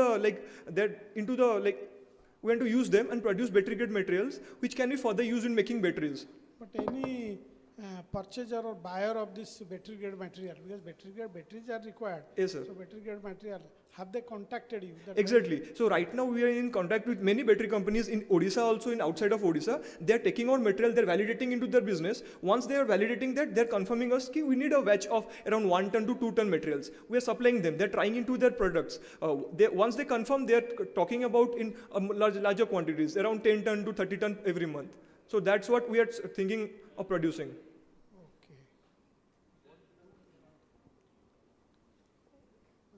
So this is what right now focus is to invest around 1 crore of capital to build this lab scale product, which out of which will create a value of around 2.25 crore, in which 12 jobs will be created in Odisha. So at least, so gradually you can see once we invest more money in this process and increase the profitability of the business, this is what it's going to be. And once we have processed around just 0.5 metric ton of manganese that is present in Odisha, that is a very small fraction of what is right now treated as waste. We will be producing a wealth of 3,750 crores for Odisha in an overall year, and out of which government will get some tax and royalty of 250 crore and 4,000 of jobs will be created. If you just convert the 0.5 million ton of material in Odisha. So this is the job creation part. So this is how we are focusing on. We are focusing on the process have been created. The process has been created. Out of 1 ton of yes, sir. Manganese, low grade manganese, after conversion, yes, sir. How much manganese carbonate or manganese sulfate that would be produced? So here, so around 500. So 450 kgs of manganese carbonate. So it's around 45% to 50% to 55%. That would be the out of 1 ton. Okay. 450, 500 kgs. So we also know there's some risk also in this business. The risk is that in Odisha, every ore is not of the same quality everywhere. It will be changed. That's where IMMT comes in. We have partnered and already have a MOU with IMMT, and we have processed some techniques that different kind of ore we can fine tune our process. So if there is a manganese ore which has some different kind of properties, it can be fine tuned. The process can be fine tuned such that all over Odisha, wherever we get the ore, it won't be any problem. Yeah. So this is what we are asking for. The feedstock from Tata, we are already partnered with Tata Joda Mines. They have already verified the raw material availability there. We have already taken the MOU with the CSR IMMT. Also the product has been already verified and we have the COA. So right now we are contacting the market and trying to sell our product. We just need a pilot. We're just focusing on getting a pilot capital to set up the plant to produce from Odisha and to produce. And we want to make Odisha known for the quality. Because our aim is to make Odisha a 1 trillion economy, then you need to build all these kind of businesses. Rather than importing materials from other countries, we want to build materials here and export to all over the world. Also, yesterday, the minister which came in, and Sir, Dr. Ramanujam sir also mentioned this kind of business is what Odisha right now need, because this is a very attractive thing. Yes, but sir. the only thing I wonder that why this has not hit anybody's mind, because if such a huge revenue is there. Yes, sir. And who is your engineering consultant? CSIMR, Dr. Mamta Mahapatra and Dr. Santosh sir. CSIR is the technology consultant. Yes, sir.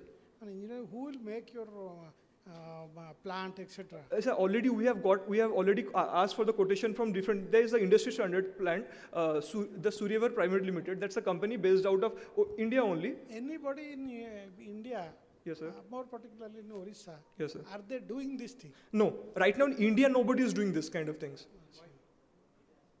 So the thing is that the battery grade requirement in India is currently improving, because as the country is using a lot kind of batteries. See, it is a very good effort by a very young person, right?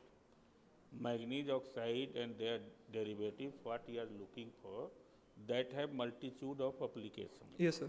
And manganese oxalate, yes, sir, battery is the ultimate. Yes, sir. But beside that, it has 9 other applications. Exactly. So he is exploring into that area. He will master that art, and that art it will go to different industry. Battery is the ultimate. Yes, sir. And right now, if we'll see India, just how Mr. Pradhan was talking about, yes, we are a assembler. We have not the complete manufacturing line other than nickel acid and those batteries. Exactly. So the moment it will come, and this product, if it will mature for 2 to 3 years, because each impurity will have an application. Exactly. Okay, so he has to go for very high pure for the battery application. Yes, sir. Before that, he has to analyze the product ranges, ki what purity, what functionality will go to that place. And even oxalate group is such that he can make a series of products by modification of oxalate, only it is the starting point. Exactly, yes, sir. Understand? Yes, so sir. I will teach you business model, don't worry. Yes, sir. So Arab, that's it. right touch. Thank you. Thank you, Arab. Thank Next. you. Next. Thank you very much. Thank you so much. Next we have Thor Studios Private Limited, Mr. Akash Bhanjadeo. And last we have World Impact Creation Private Limited. Please be ready.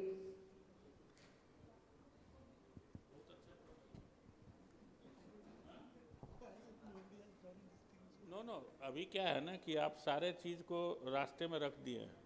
अभी India के road side भी जाएंगे ना तो बहुत सारे product फेंका हुआ है जिसको यूटिलाइज नहीं किया है. What we have thrown as a overburden, what we have thrown as a low cost, what we have dumped it. Those thrown up material is the startup point, and that's why he has taken up. And I think it will be a great success if God give a strength. Jagannath should bless him. We have transferred this technology to him only. क्या करेगा मैं? All right. Last we have World Impact Creation Private Limited, Mr. Abhishek Mahapatra. Yes.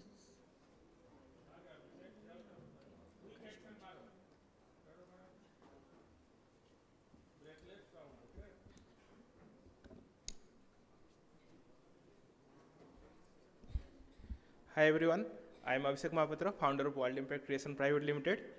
Basically मैं एक agriculturist हूँ, लेकिन biofuel बनाते बनाते तक मैं बैटरी तक पहुँच गया. और एग्रीकल्चरिस्ट मतलब मेरा बैकग्राउंड एग्रीकल्चर से है. I am a non engineer and my co founder is also a non engineer. So we have started. Sir अभी तो इधर नहीं है, वो दूसरे प्रोग्राम पे गया है. ये सर. सो बेसिकली हम लोग बैटरी बनाते हैं विदाउट यूजिंग लीड और लिथियम। तो हम लोगों का शुरुआत हुआ था बेसिकली वीड से। वीड जो होता है बेसिकली घास होता है। घास मतलब जो जहाँ पे भी प्लांटेशन होता है, प्लांटेशन होने के बाद जो घास उगता है उसी घास को हमने यूटिलाइज़ किया, क्योंकि फार्मर का एक प्रॉब्लम होता है, वो या तो उसको जला देता है या फिर उसको केमिकल स्प्रे करके मार देता है। तो उसी प्रॉब्लम को सॉल्व करने के लिए हमने इससे छोटे बैटरीज बनाए, और अभी हम लोग 3 कैटेगरी के बैटरीज बना चुके हैं जिनके प्रोटोटाइप में लेके घूमता हूँ। तो एक है हमारा जो छोटा 1.5 वोल्ट का सेल हमने किया है, उसके बाद और एक सेल किया है जो कि 100% बायोडिग्रेडेबल हम बोल सकते हैं, क्योंकि इसमें बेसिकली जो इंटरनल पार्ट और एक्सटर्नल जो बैटरी का जो बाहर का खोल होता है, क्योंकि बैटरी पे लिखा होता है उसको फेंका नहीं जा सकता, लेकिन फिर भी हमारा बैटरी को हम फेंक सकते हैं क्योंकि उसका जो एक्सटर्नल मटेरियल है वो भी बायोडिग्रेडेबल है। उसके अलावा हमने सोडियम बैटरीज पे भी काम किया है। तो मैं प्रेजेंटेशन दिखाना चाहूँगा। प्रेजेंटेशन मैंने दिया है उनको व्हाट्सएप। हाँ, तो वो भी प्ले कर रहे हैं, मैं दिखाता हूँ। तो जस्ट अ मिनट।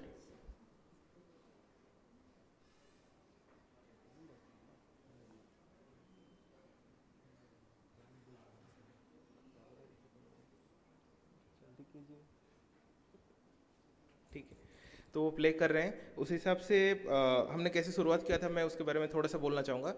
बेसिकली ये आप जो फोटो देख रहे हैं ये हमारे पहले 2 प्रोटोटाइप है। अभी हम करीबन 5 से ज़्यादा प्रोडक्ट बना चुके हैं, और एक जो हमारा बैटरी है जो कि बायो सोडियम है, मतलब बेसिकली हम sodium specification with bio carbon use करते हैं। तो इसमें से जो सेल्स हमने पहले डेवलप किए थे।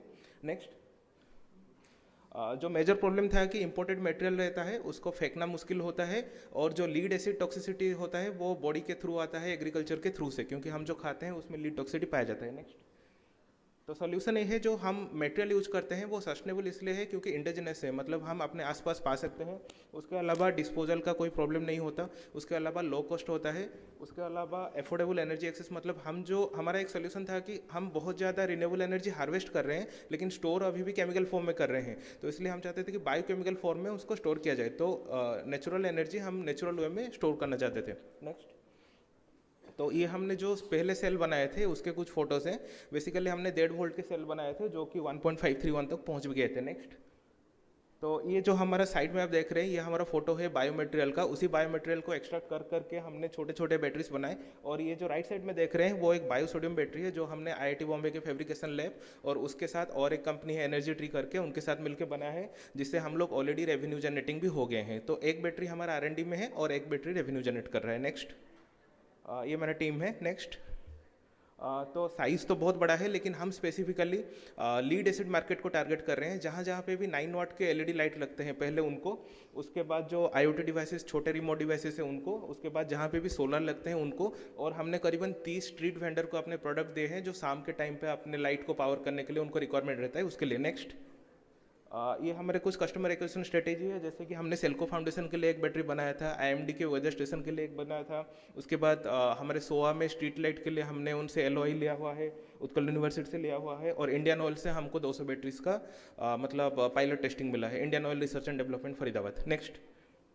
कंपटीशन एनालिसिस में लीड एसिड भारी होता है, हम हल्के में बना सकते हैं, हमारा पर यूनिट कॉस्ट उनसे कम होगा, उसके बाद हमारे इसमें हीटिंग का इशू नहीं होता, उसके बाद SDG को प्रमोट कर सकते हैं, और इसमें डिस्कार्ड का या फिर डिस्पोजल या फिर रिसाइकल का हम प्रॉब्लम नहीं लेते। नेक्स्ट, बिजनेस मॉडल में बेसिकली हमने इनके साथ काम किया है। नेक्स्ट, ये हमारा रिक्वायरमेंट है, हम चाहते हैं कि ओडिशा में हम इस चीज़ को सेटअप करें, क्योंकि पहले भी मुझे out of the state south में मिला था चांस सेटअप करने के लिए एक एंजल इन्वेस्टर के थ्रू, लेकिन मेरा गोल है कि मैं ओडिशा में इसको करना चाहता हूँ प्लीज़, जो कि सोलर के साथ पावर अप करके उन्हीं फार्मर्स को बेनिफिट पहुँचा सकते हैं। नेक्स्ट, ये हमारे कुछ अवार्ड रिकॉग्निशन। नेक्स्ट, हम जब स्टूडेंट्स थे तभी स्टार्टअप ओडिशा से फेलिसिटेट हुए थे स्टूडेंट एंटरप्रेन्योर, अभी हम इसको फुल टाइम कर रहे हैं। नेक्स्ट, ये हमारा फुल टाइम कर रहे हैं। नेक्स्ट, ये हमारा मतलब भारत मंडपम में प्रेजेंट किया था, और IOCL के साथ हमारा R&D मटेरियल से हम लोगों ने छोटे वाले प्रोटोटाइप्स बनाए थे। नेक्स्ट, खत्म। टाइप्स बनाए थे। नेक्स्ट, खत्म।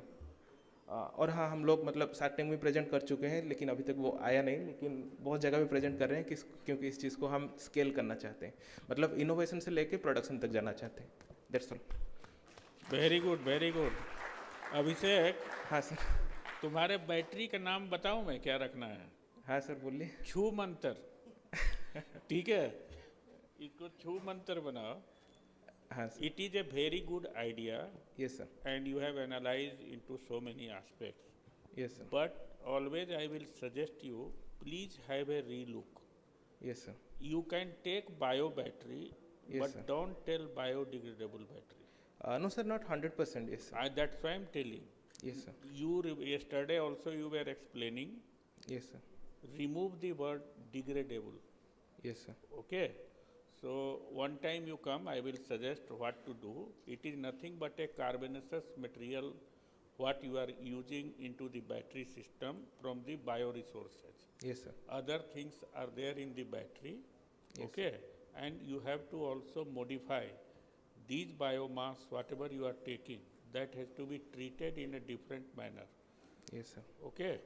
So little bit more thinking you put there.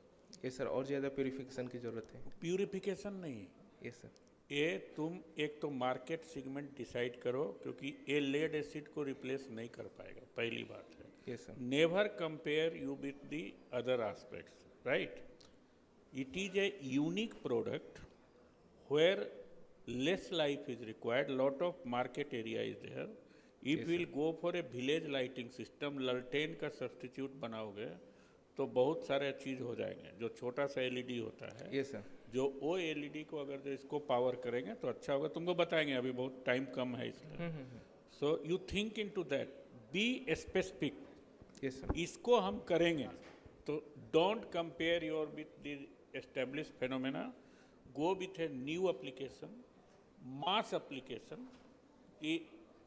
वो करोगे तो बहुत काम हो जाएगा. ठीक ये है. सर सबसे पहले हमने स्ट्रीट वेंडर्स के साथ ही ट्राई किया था, क्योंकि उनका रिक्वायरमेंट था. वहीं रहो, वहीं रहो. ठीक है, ज़्यादा उड़ो मत. Yes sir. टॉर्च लगाओ, इंडिया में बहुत टॉर्च का जरूरत है. ठीक है. Yes sir. टॉर्च हो जाएगा, टॉर्च किया है हमने. टॉर्च हो जाएगा ना. और ये हमारे डायरेक्टर साहब जो है इधर बगल में, इनके लिए कोर्ट में गर्म करने वाला भी बना देना है. ठीक है, चलो. ठीक है sir. Thank you everyone. Thank you Abhishek. Thank you.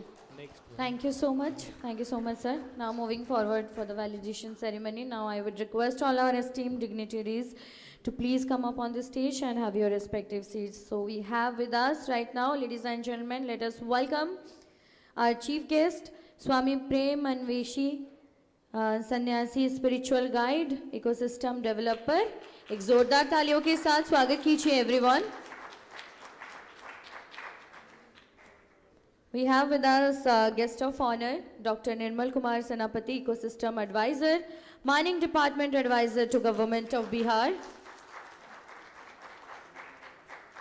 We have guest of honor with us, Dr. T.K. Chand, Director Vedanta Group, former CMD Nalco.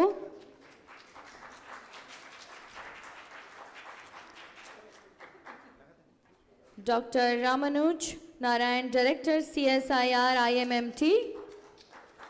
जोरदार तालियों के साथ स्वागत कीजिए. I only can hear 1 to 3 people are clapping.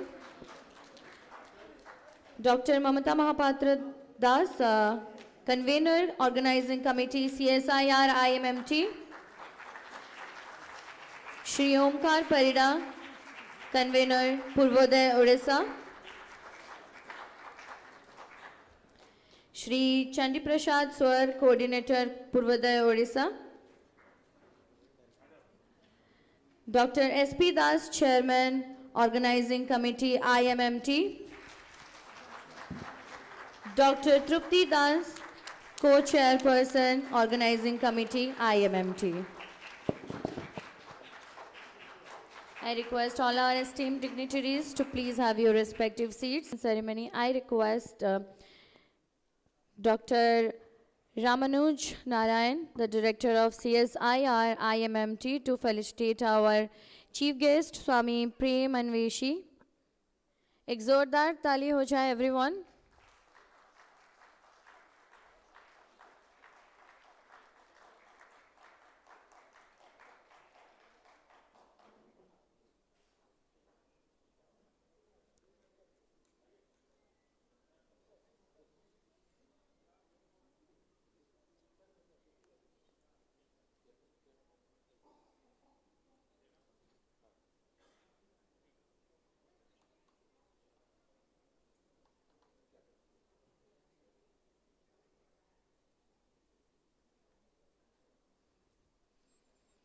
The distribution of certificates to startups, incubates, exchanges of MOUs.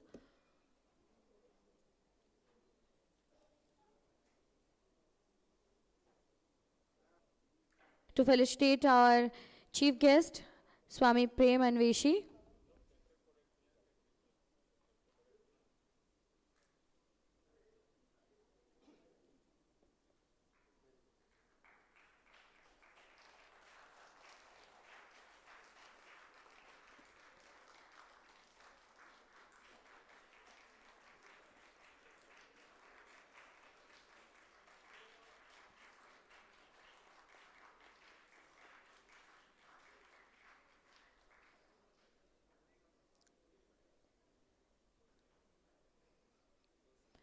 Once again, I request our director, sir, to felicitate our guest of honor, Dr. Nirmal Kumar Senapati.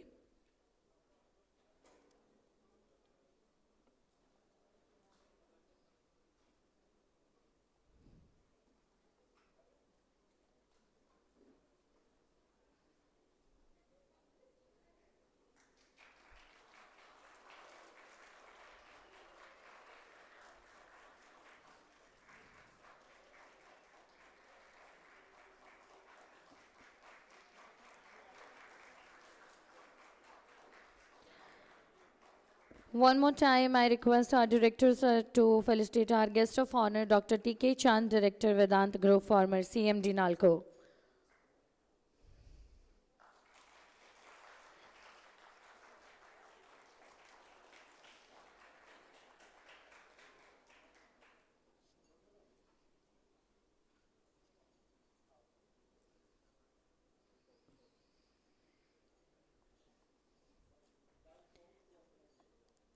Now I request Shri Omkar Parida to felicitate Dr. S.P. Das, Chairman Organizing Committee, IMMT.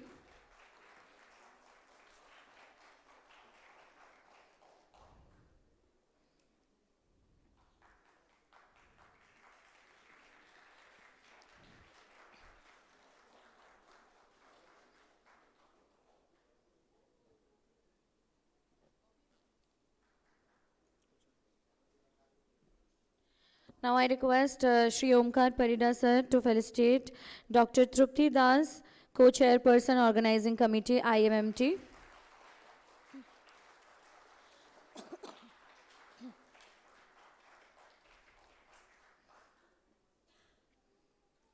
Now I request Dr. T. Pavan Kumar, Incubation Head, IMMT, to please come up on the stage and felicitate Dr. Ramanuj Narayan, Director, CSIR, IMMT.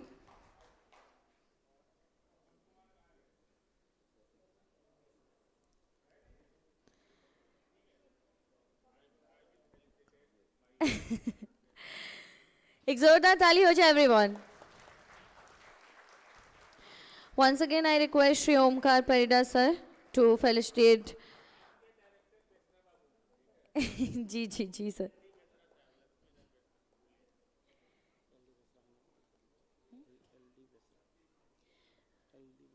Now I request Dr. L.D. Beshra sir, please come to the stage. Oh, already here. I'm so sorry, sir. Okay, next, once again, I request Shri Omkar Parida sir to felicitate Dr. Mamata Mahapatra Das, convener.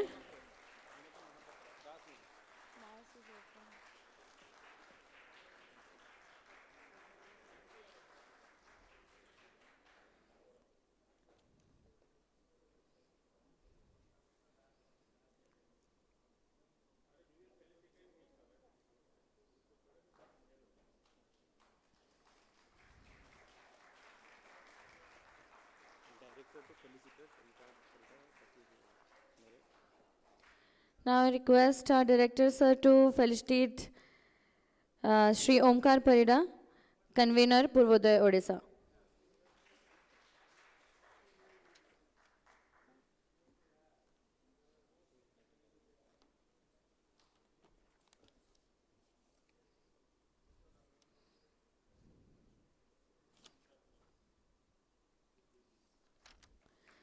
And last but not the least, I request Dr. Ramanuj Narayan sir to felicitate Shri Chandi Prasad Swar, Coordinator, Director, Purvodaya Odisha.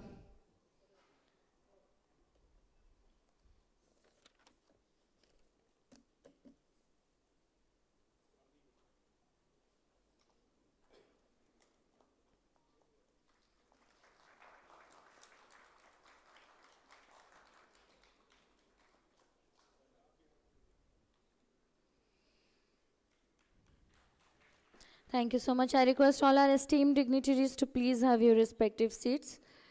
Now moving forward, once again, I request for the welcome address, Dr. Ramanuj Narayan, Director CSIR IMMT, to please come forward for the welcome address.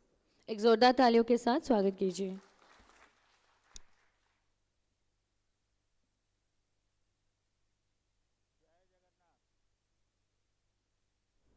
जय जगन्नाथ.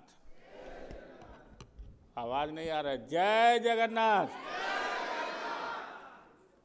खाना अच्छा दिया है तो आवाज भी तेज होना चाहिए ना. सम्मानित मंच,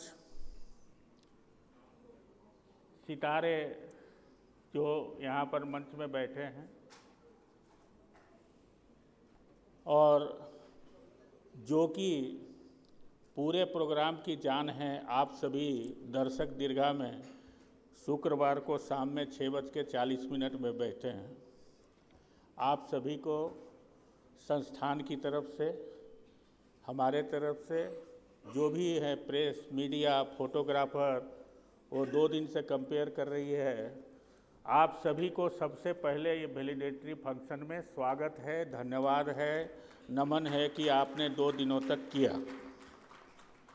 तो ज़्यादा मैं बात नहीं करना चाहूँगा. एक छोटी सी कविता में जिनमें सब लोग सम्मिलित हो जाएं कि पूर्वोदय की इस पावन माटी पर नया इतिहास रचाया है.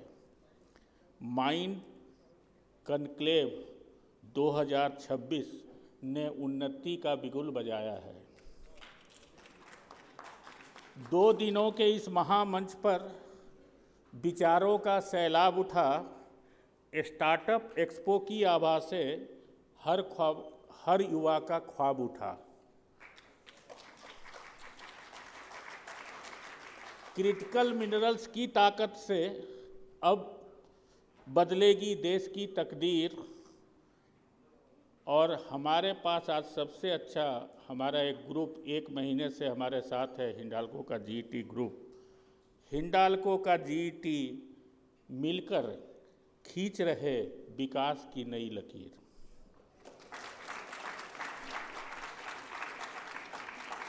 प्रधानमंत्री के महाविजन और मुख्यमंत्री के दृढ़ संकल्प के संग पर्यावरण की रक्षा करते हम रच रहे प्रगति के नए रंग.